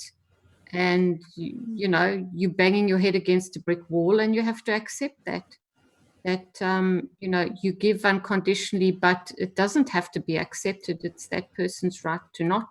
So that's, again, you're expecting, the condition is you're expecting something back. So that would go with love as well. We're talking about unconditional love, which is the case where you're basically putting out this vibration or this level of on the love level, and not expecting anything back, not expecting to gain a partner or to gain a, you know, some sort of higher part in a corporation or something from it. It's, or money out of it or anything like that. It's just doing it because I think it's what the soul does. It just gives love. And that's what we're asked in the core group of the Keshe Foundation. That's the prime thing to do, is to give from the soul. You don't have anything else you have to do, just give from the soul. So it makes it so simple in a way, because you don't have to worry about receiving or transactions or interactions or anything. You just give from the soul. And what is giving from the soul? Well, it's like Sandra was saying, it's very simple. It's give, and most of us know what give means, and soul. And most of us, when we at least question ourselves somewhat, we know what that word means too. So you Can put you them both give, together. sorry for, I'd like to No, insult go you. ahead. Can you give somebody a nice red box of packed love Can you give love packed into a fancy box? Yeah, it's called a box of chocolates. Yes, it's not love, it's chocolate. It can be just a habit, or because you feel that somebody requests that, or because other reasons. But you cannot give love in a matter form. Of course, if you love somebody, you also contribute to its existence. So, and there is another point to giving unconditionally, because we all are ready to give when we have enough for us and we give the surpluses. It's so, when we have something which we don't need, we are very easy to give it out. Like you walk on the street and you find somebody who would deserve a better life in a miserable condition, trembling of cold, being thirsty or being hungry. Giving unconditionally means to give when there is need for it. You cannot say, oh, okay, I see that homeless beggar, so maybe tomorrow after I receive some money on my bank account, I will give him. You cannot do that because tomorrow he will not be there. You have to give when it is needed. And when you say, okay, now I have a pocket full of small change, or I have a big bag full of hamburgers and I now walk on the street to feed the hungry, you will find none of them. You just cannot give when you want, but you have to give when it's needed. Be it in a matter form, or be it just through you giving through your soul, giving your love, giving your appreciation, giving your admiration. There are so many things the soul can give. It's a bit similar to what Jim was saying about the just acknowledging the fact that the plant is there, you are giving it your fields, and just by acknowledging another soul, it doesn't matter what kind of a soul it is, human, animal, whatever, and saying, I see you, is already giving them fields that you are giving them unconditionally. That's a great thing. Somebody some decades ago called that granting beingness. To grant beingness to somebody. What does it mean, beingness? The ability to be, the state of being. You meet somebody on the street, you look at him, and you feel good about he's there, even without opening your mouth. Of course, you can say, hello, what are you doing, neighbor? Are you cleaning the leaves? Yes, I do. And you see, he becomes more bright. He becomes more cheerful. It doesn't matter how he felt before, just by granting him this little attention. I lived, when I was a kid, I lived in a smaller community in a big village. Now it's a town. But there it was a habit. When you walked on the street, you greeted everyone who came, does not matter he was from your street or from the next village or from other city. That's the natural way. In the same way, you greet all the beings, be it a bee, be it a flower, be it an ant, and you see how peaceful you become, and the environment, how peaceful it becomes. I had my smallest daughter when she was at the age of 3 years. When she woke up, she used to greet everybody and everything. He said, hello, dining room, hello, table, hello, keyhole. She was in very good relationship with her environment, believe me. Wouldn't that better than just saying, oh, what the hell is with this chair? Somebody left it in my way and now I have to go around or to move it back. What's the difference? Isn't it just your attitude? Learn to be happy about what is around you in the world. Don't be hateful and don't be angry of what stays in your way. accept that those things, those beings, or even those objects exist. And you will find your way, don't worry. I'd like to point something else about such a giving from the soul. Mr. Keshe tries to teach us so many years about a very simple thing.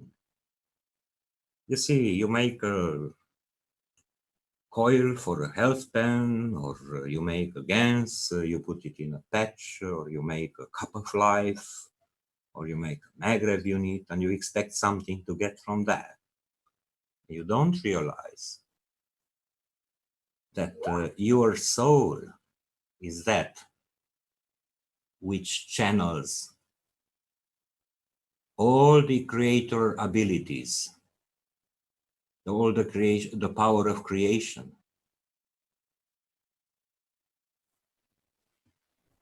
And in order to get, you have to give first.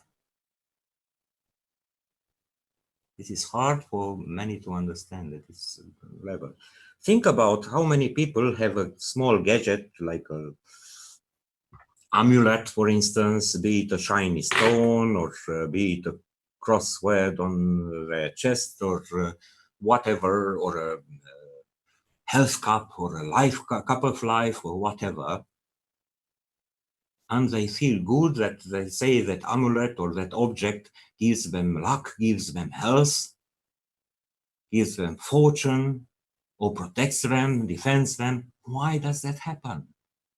And the same objects in the hands of others have no effect at all, or sometimes they have a negative effect. Is it because of that little gadget, or is it because what you give through your soul to that one, what you radiate out, finally you will get back those fields. Try to understand it. Try to understand how the center of the universe has some power of creation there, has all the love there, which radiates out. It gets in the matter form at the extremities when the fields go back to their origin. And think about your soul has inside that little emptiness, according to the MRI scan of your brain, like Dr. Rodrigo told you at the beginning. Where is the location of your soul? And what you have there? You have the principal matter, you have the connection to the center of the creation, you have the connection to the center of the planet, to the center of the sun, to the center of the central sun of the galaxy, and ultimately to the center of the universe, and more the center of the unicos. You have that power within yourself. You can use it to create, to radiate out. And what you give out, some will be accepted by other beings or creatures or entities, call them whatever you want. And some part of the fields will come back. And whatever you give out, wouldn't you give it, get it back in exchange also from the connections which your soul has with the center of the sun, or with the center of the central sun of the universe?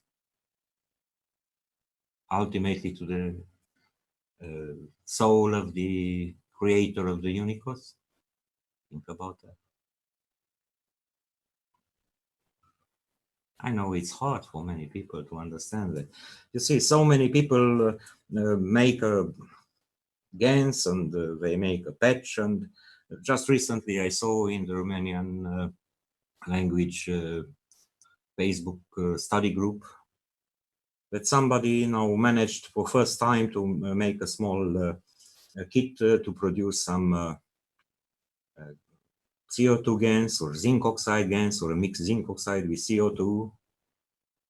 But he put a lot of love there. And he wrote us a day after he harvested that GANS, he wrote us that he washed out the souls of the GANS, And because he had a high temperature, he has got a cold or he had some other health issue, he put that gas in a vial and he put it near his bed with intention to get healed. But first he put his love, he put his trust, he put his faith into that gas. Don't forget it. And he said in the night he started to sweat strongly, like if he would take some aspirins, but he didn't take any medicine. So he had to move that vial a little further, 3-5 meters from the bed, and finally he had a good sleep. Also, he made another patch or another vial for his father, who was suffering of some chronic, probably a prostate problem or some other urinary infection that in the past 3 years he was not able to retain his pee, but he had very often unexpected moments the need to pee, and finally in one day, after using that gas created with love and given with love, he just got his issue solved, and now his bladder works normally. And others are making the same, and they are looking with suspicion, or they are doing with purpose to prove it's something which will not work. And what's their intention? That they will get it back. You have to realize that these objects in matter state, which you make, which you can see and feel, these are some gadgets, finally, which are good in the learning process to let you understand that there is something, because you cannot accept something without being able to see it or to touch it. But ultimately, these are just tools for the fields of your own soul to produce the effect which you desire. If you have a cup of life made with plasma waters or gas or whatever things, what is the intention? What is your wish you put in that you will get it back? If your wish is life, the cup will give you life. If the wish is to end your life, that will be what you will get back. But the power is within your own soul.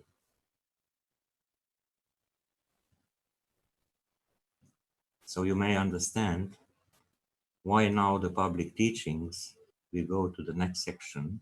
It's announced by Mr. Keshe in the 194th Knowledge Seekers Workshop. Teachings will go to our teachings about the soul. That's the next level. Thanks, Sandor. Can we just get, if there are any more questions? Yeah, sorry for long speech, I just finished. Oh, thank you, Sander. I know Boniface was wanting to ask a question there. Yeah, Lisa, wanted to thank you for the presentation. Actually, I put my note on the chat because I thought we were running out of time. But I do not, well, I appreciate the section on the ego. I thought it was very good.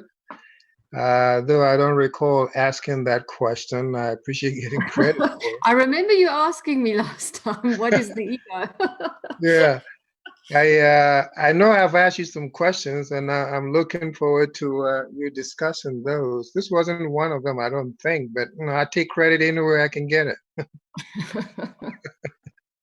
I know somebody asked me about the ego, but I had to think carefully because it's all in plasma, so it needed to be in a plasma answer. And we were talking about gravitational and what we are pulling in, and I thought, well, it was a really good explanation of what we are pulling, the fields that we pull in, intentionally or unintentionally often. I agree, and it was good. I appreciate it. Another example of unconditional love would be, I guess, what we feel with our pets. And that's probably why we have pets, cats and dogs and other animals. And often can relate to them in an unconditional way, but we actually find it more difficult to relate to humans in the same way that we treat our pets. Most definitely, because they don't react the same as what pets often do, because pets just give, you know, and they give unconditionally, and so we can give unconditionally. That's why many a time in my younger years I've really preferred the company of my animals a lot of the time, until I've learned how to deal with people a little bit more successfully and not take too many things to heart. Because if you don't match that field, you won't take it in. So you don't need to take on other people's bad things if you consciously choose not to.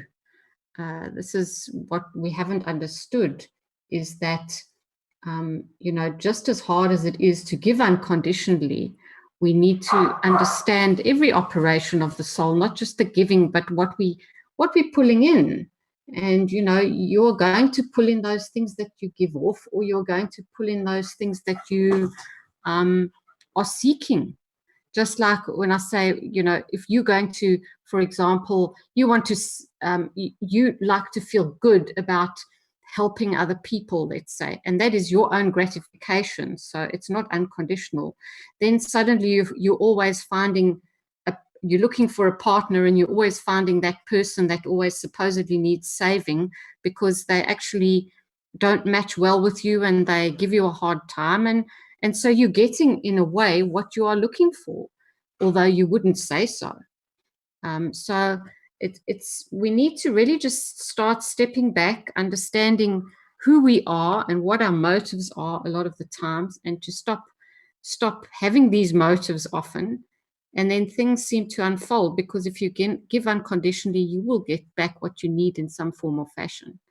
And it's just that, realizing that, and consciously living each day with good intention, and wishing to serve others and help others along the way, and giving what you can, makes all the difference. But yes, those pets, there's nothing like a wonderful dog. And maybe when we can get the plants to sing, we can even have our plants all around us that we can interact with too. If anyone has seen the singing plants, it's just an aside. Yeah, we talked about some of that in the private classes. Yes, it was on the Gardeners and Growers, yeah. Yeah, Rick? Got a question in the live stream here I'd like to ask. It's from Marin, who says, if several human souls manifest the same intention at the same time, can they send unconditionally love for a weakened soul who manifests his desire to be helped? Yes, but it would not be specific. I suppose it would be specifically aimed at that person if there was alignment, if that's what those souls needed to do, and that's what the other soul wanted to accept, and there was alignment. Yes, you could. For example, a crude example would be just going to a hospital if somebody's had an operation or something, and the friends and family show up just to show their intention to show their love for this person, to sort of help them through this critical period. Well, that kind of opens up the question about prayer. What is prayer, and also plasma banking? Yeah, that's a whole different topic for another day. Yeah. But yes, it's a case of, what we have to understand is, when we are wishing, and this is one of our other topics too, when you are wishing, your wishes have to align with all of those around you. If you're wishing for something contrary, you're not going to receive it. So the more souls that are aligned in the wish, the more the fields create the wish, because all the souls are working for the wish. So the trick is to is to wish for things that are in alignment, which means for the benefit of everybody, not just yourself. And so, yes, even like distance healing in terms of, people joining together. I mean, I've heard of many situations, for example, where there will be some kind of a meditation in a certain city where they will meditate for peace, and the crime rate drops for that specific amount of time, just intending for the peace, not necessarily going for one specific person. And I mean, your criminals are not asking for the love, but you're elevating them at a soul level anyway.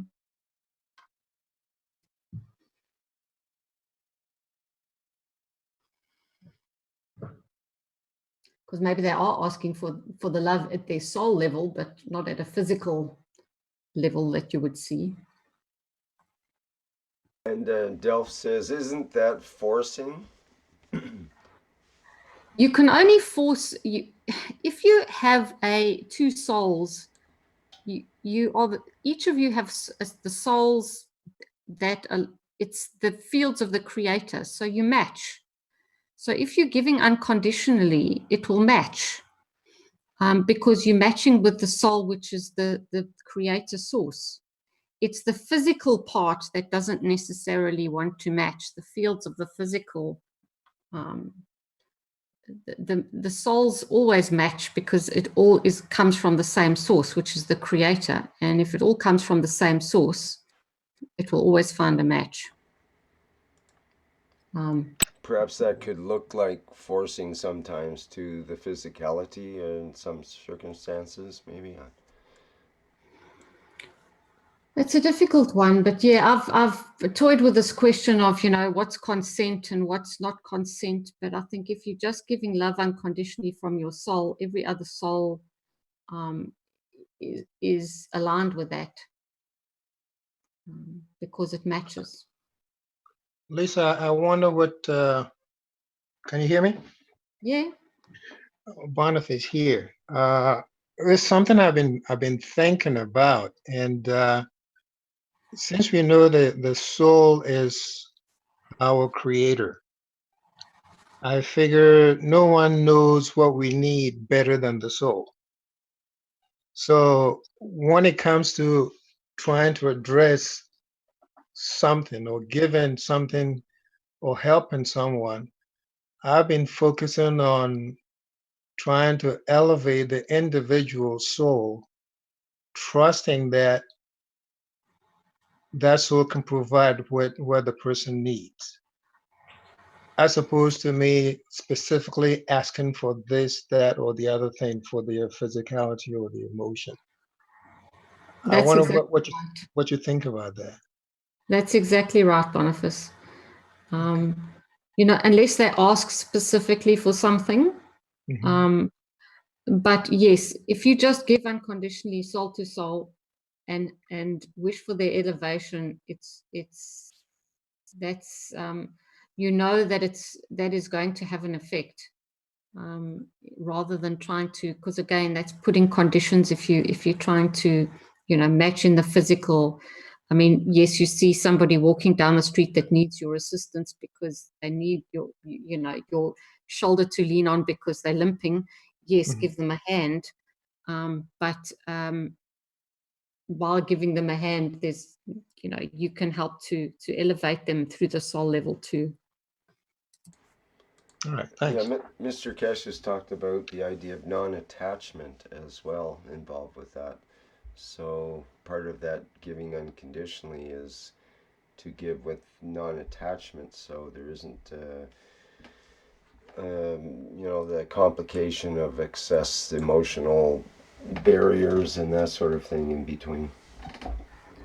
This is the hardest part of all, I think, because I just find sometimes I look at the ills in the world and the poverty and the difficulties, and I just want to sit and cry, because that's how I feel often about the world. But when you start understanding that you can do something about it, not necessarily give everybody money or give, we will eventually be able to, with the plasma, start creating the abundance instead of the scarcity. But at this stage, all we can do is give from our soul in those circumstances. And at least you are doing something to help the situation by giving from your soul. Hello, Lisa. This is Alberto from the United States. Alberto. When we see the condition that surrounds us and the planet, and we sit down and cry, have you any idea of the energy that we are releasing? The energy, this is energy from our soul that is actually helping humanity. When we are crying for humanity, we are actually giving so much of our soul to humanity. It is changing humanity just by sitting down and crying when we see the conditions. This is very, very powerful stuff. We're giving from the deepest part of our soul, our emotion.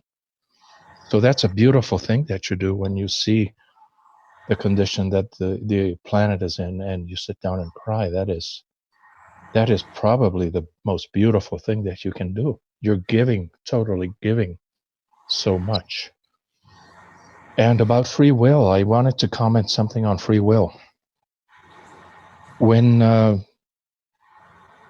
we see a parent, a loving parent, whose child decides that she wants to play in the middle of the street, in the middle of traffic, does the parent interfere with the child's free will by going and getting her off the street? If the child knew the danger she was in, she would not object. She would not cry when the parent comes and picks her up and puts her back in safety. And this is what's happening with humanity. All this killing, all this stealing, all this lying, all this cheating. If humanity only knew where we were, we would not object to being helped by our universal community brothers and sisters, and even those of us who are actively engaged trying to uplift all life on this planet.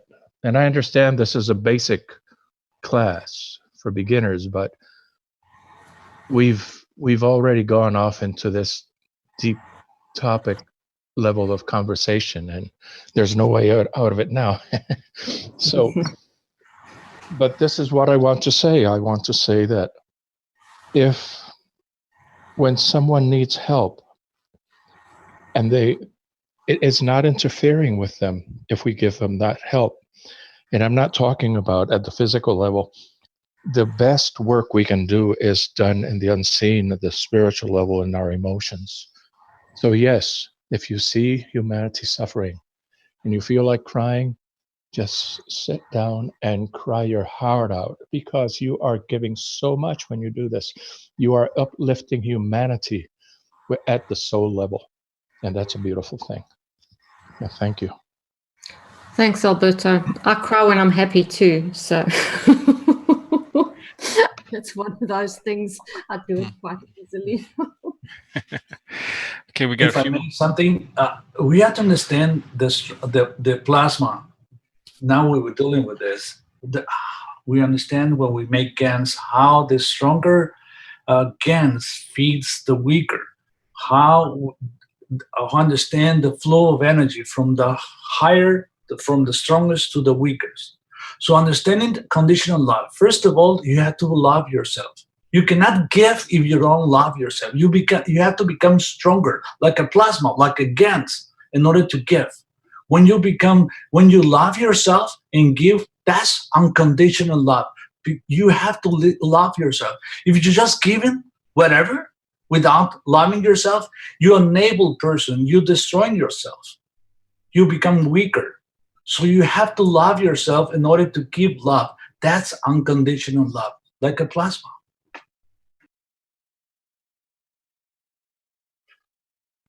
Yes. Got a quick question, Lisa. I'm sorry. I have several other people lined up here in questions, but go ahead. Oh, I was just going to ask Lisa, were you going to give something on the operation of the soul down the line somewhere specifically? In Is that terms of? well, how to elevate the soul? I know we've talked about it in different quarters, but in this particular forum, are you going to do something specifically relative to that? Well, all these little things that we're talking about, you know, what is giving, what is receiving, all these, you know, magnetical, gravitational, that is in a sense Right. how the soul is operating. So, you know, I think it's going to, I'm trying to unfold this as it's unfolding, the teaching. Yeah. So we'll see where we go. Okay. I've something that's helpful to me, and it has to do with music, but in the interest of time, let me pass on it today. Thanks, Boniface. Okay. What's your question? Hello, this is Nicholas. Yeah. Hi, Nicholas. Thank you, Lisa.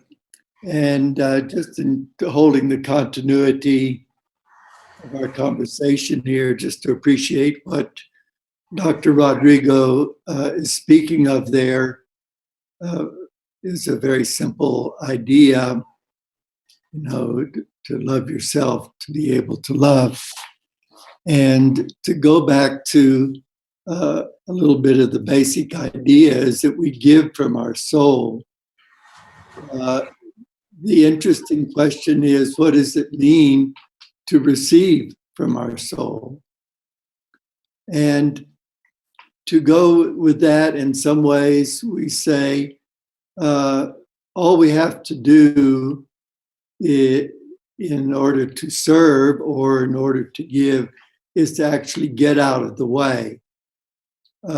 Because in healing, for instance, the energy is already there in the field, and we tend to actually get in the way of that energy flowing.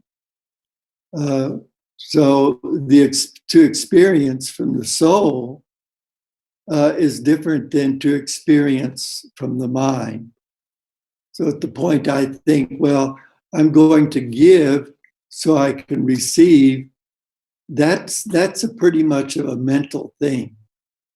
You know, if you're thinking about giving and you're thinking about receiving, you aren't in the experience of the soul, you're in the experience of the mind. So at one point, all of that dissolves into the experience of itself, because one has gotten out of the way and one is in the flow of what is happening at a higher vibration, a higher level. It's kind of like going into nature, and you're in nature, and you're sitting there thinking, oh, how beautiful this is.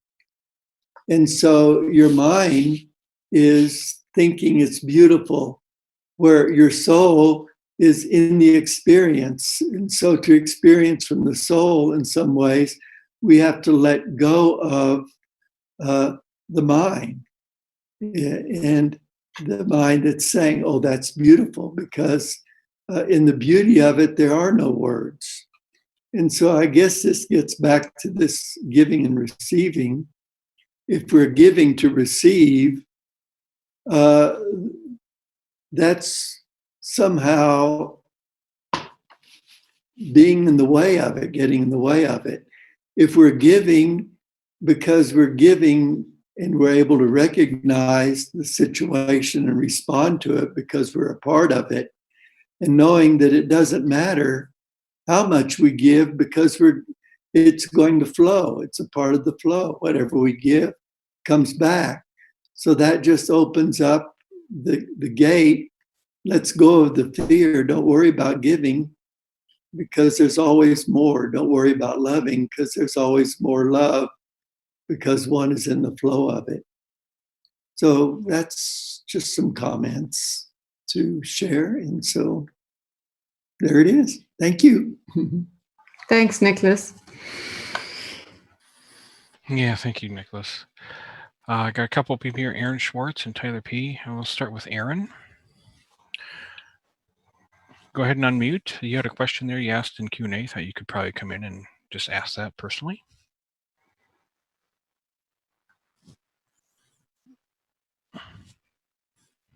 If you're able to unmute there, Aaron.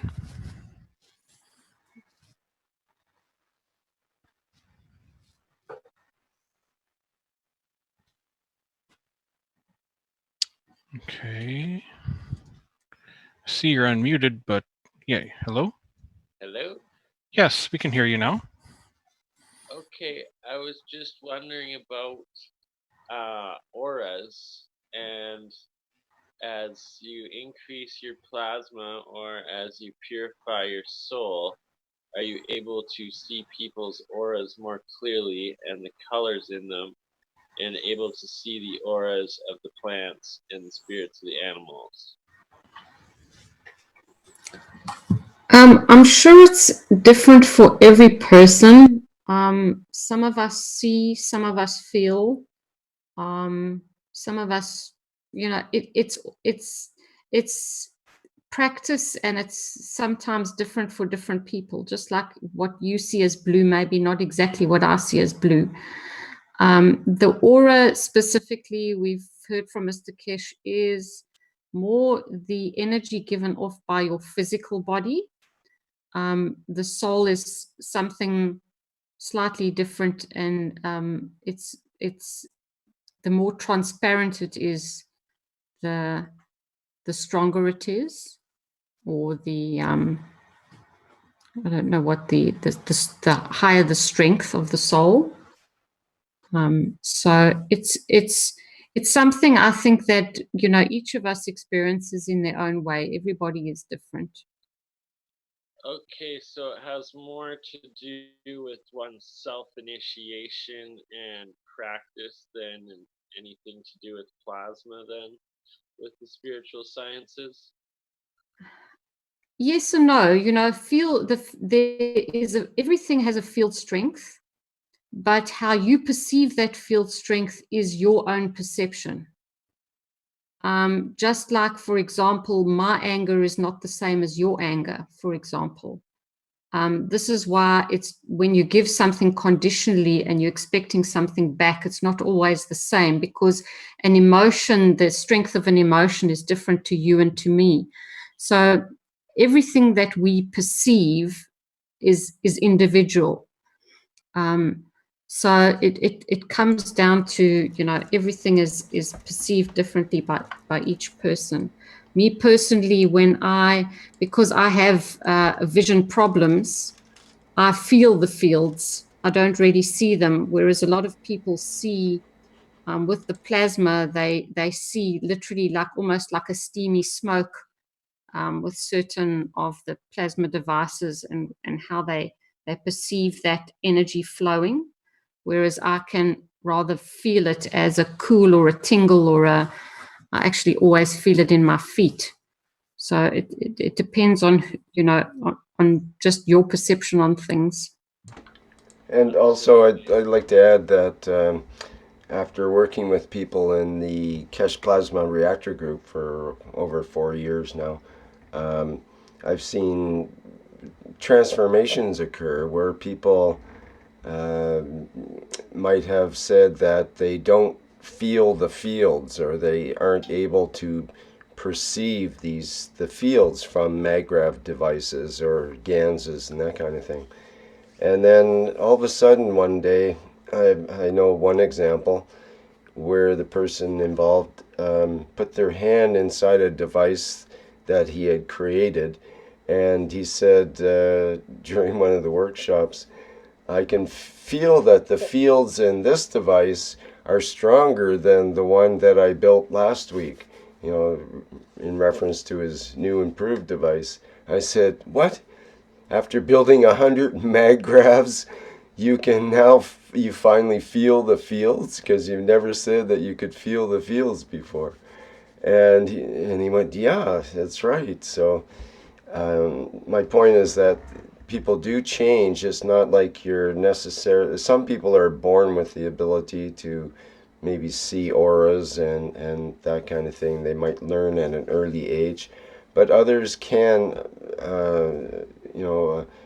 accumulate those abilities through just trying and just continuing to attempt to feel the fields or see the fields. Like you're saying, there's different methods that people use in order to get some sort of handle on these subtle fields, which are not necessarily, right there in your face, literally able to see them with great clarity. It might be very subtle. So Absolutely. I see what you're saying there, and how like someone would, as they felt more of the coils that they were exposing and like tuning in and feeling, starting to get the smaller sensations, and then also probably as they did more, they felt them better, and it got stronger fields that they were putting out as well. yeah, that's a Thus, good way to it's put it. both.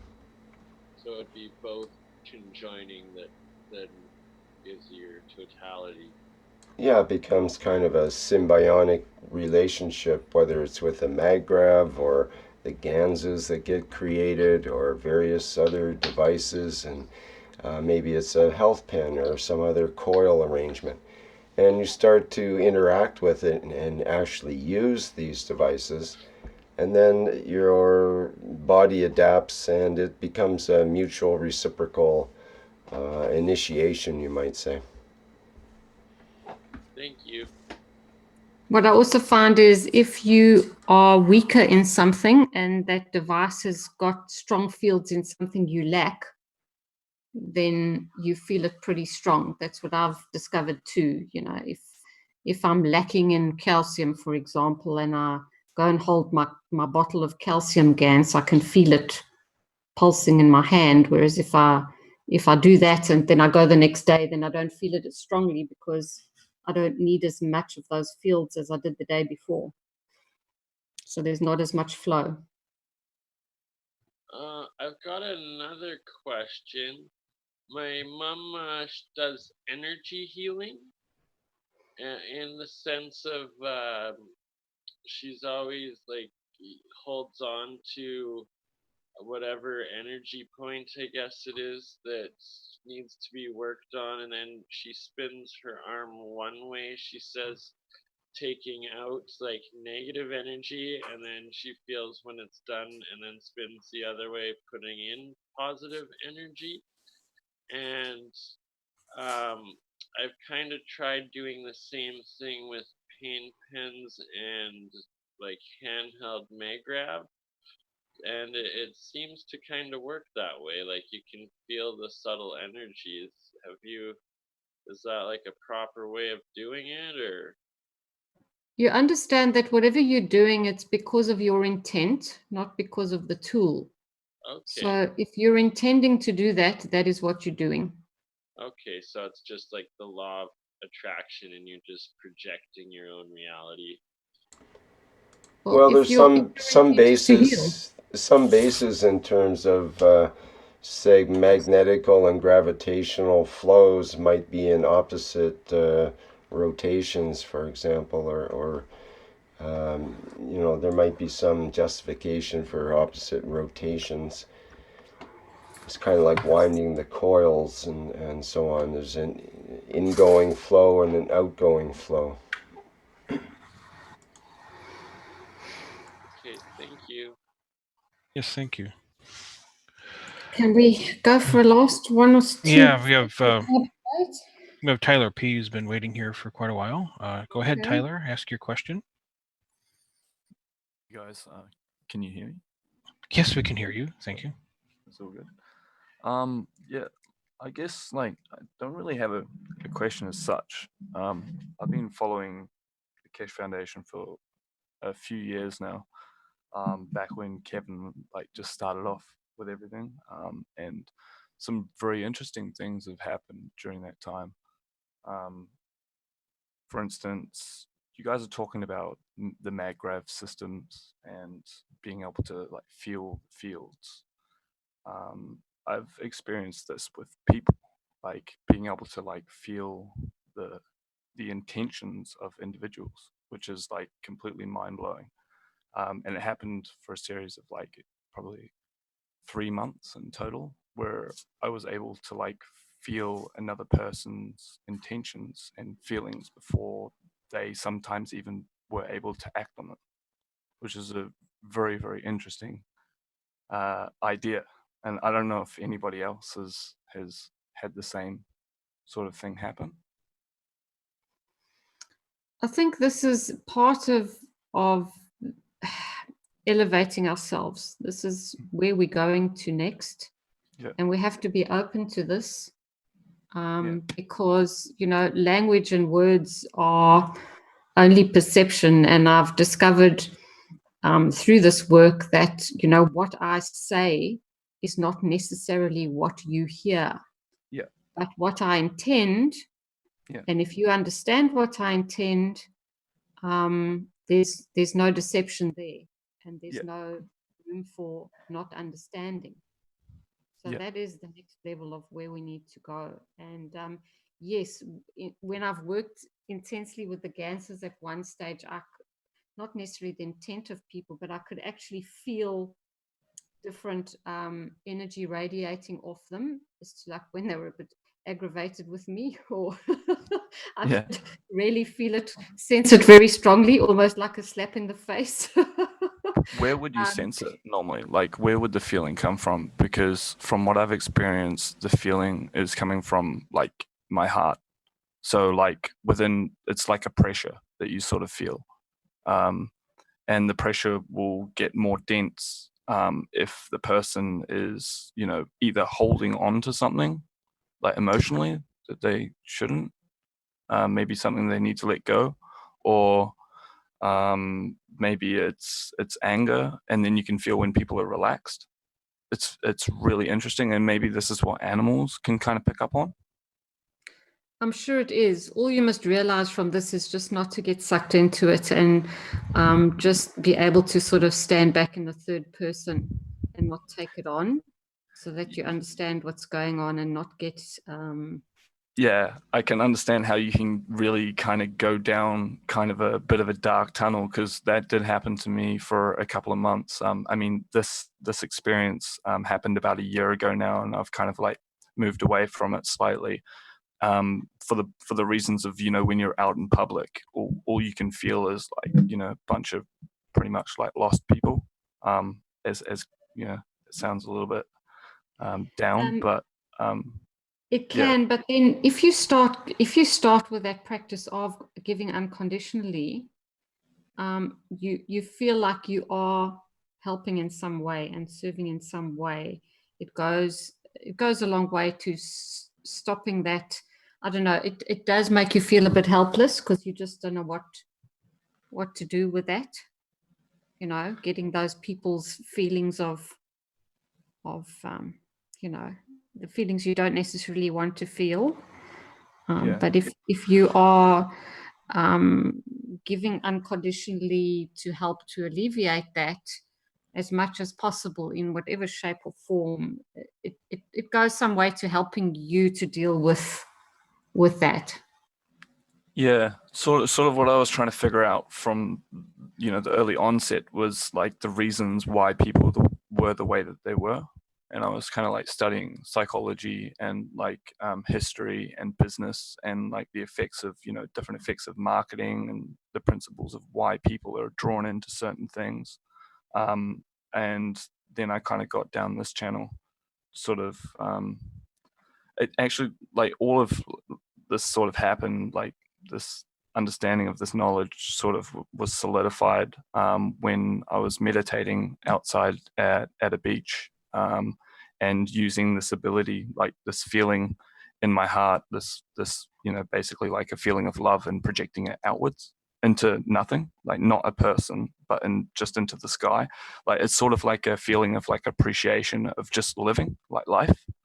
And I was projecting it out, and suddenly like these lights just appeared in front of me, like, you know, the orb lights that I don't know how many people have seen them here, but I've seen them quite a bit. And it got to the point where I was just like, I can make this happen, or something's happening with this. And I brought some friends along, and they witnessed the exact same thing, and they were quite gobsmacked about it. And I kind of pulled everybody through a bit of an experience nobody can really, like, you know, understand, and people kind of just put it behind them, and we've kind of all just sort of moved on. But we continuously think about it, and we're like learning these small teachings, because like with this knowledge, when you're able to drop these egotistical traits that don't really serve us, you find that you connect to, like, I don't know, maybe a collective consciousness in one sense, where you're able to draw these really profound truths from the most simplest things in day-to-day life. It just changes your perception of or your perspective of life itself. It's very interesting, but I'm not too sure how far people have gotten with this, but I've kind of wanted to share my experience for quite a while, but I wanted to sort of really solidify what that experience was, and like moving forward, like realizing that it wasn't a bad thing, and kind of being able to try to categorize whether or not sharing that information is good for people to hear or not. And I kind of wanted to make sure that my experience at the end was, a positive one, and we're moving towards something that is, better, rather than moving into more, misconceptions and like confusion. And I want something good to come of it. I don't know if anybody else has experienced the same sort of thing, or if I'm completely going down a different track. But yeah, so sort of like early on as well with Kesha's teachings, he was talking about creating these energy systems and all this other stuff, and my mind just clicked, and I was just like, he's not talking about creating free energy realistically. I mean, if he is, at the end of it, it's great power requires great wisdom, where if we did stumble upon something that was extremely powerful, then we need to have the knowledge on how to use it. And so that's where I kind of was just like, okay, there's something else happening here.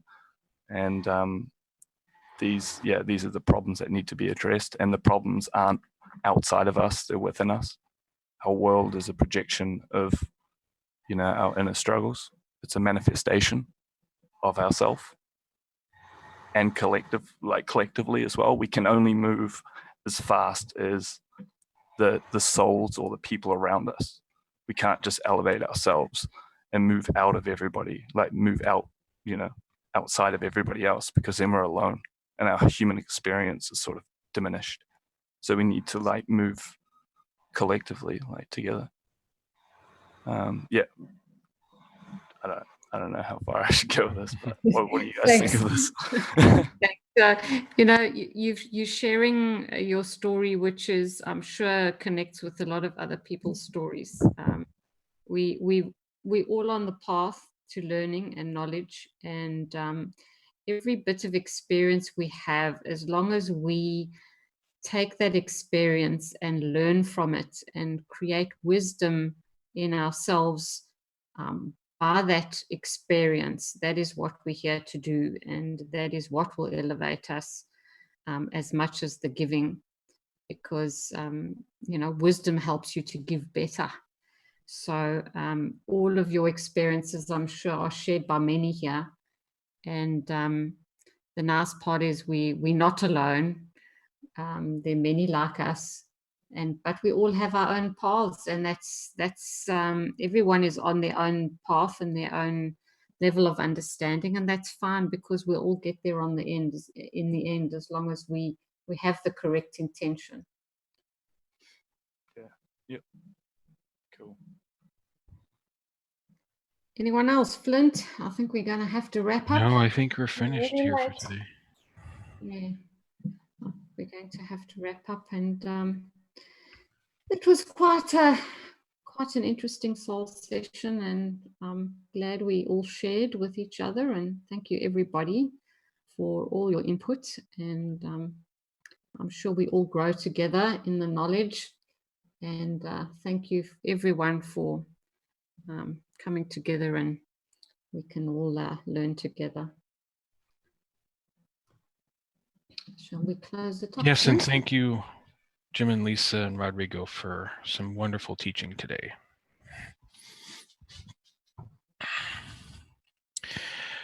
Okay, yeah, we'll wrap up for today here. So thank you all for coming. This has been the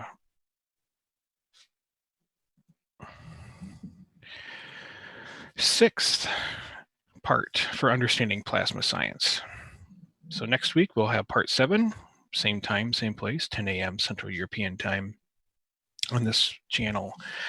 Coming up, we have tomorrow afternoon at 4 p.m. Central European Time, the 15th, One Nation, One Planet, One Race for World Peace. And we invite all of you to join us then. Tuesday afternoon at 4 p.m. Central European Time. And the whole purpose, or else it's not the whole, but part of the purpose of these public teachings here for understanding plasma science is to obviously not only get some basic information out, but if you're interested in learning more, deeper in depth, please join our private classes. And to do that, you can become a student of the Keshe Foundation. And there's a way to apply for that at kfsi.org/apply. Become a private student, you can have access to all of the private teachings that we do, because we are teaching Monday through Friday, 2 sessions a day. Some of the sessions are public, some are private. And of course, all the various languages, we have a dozen or so languages that are also teaching private and public.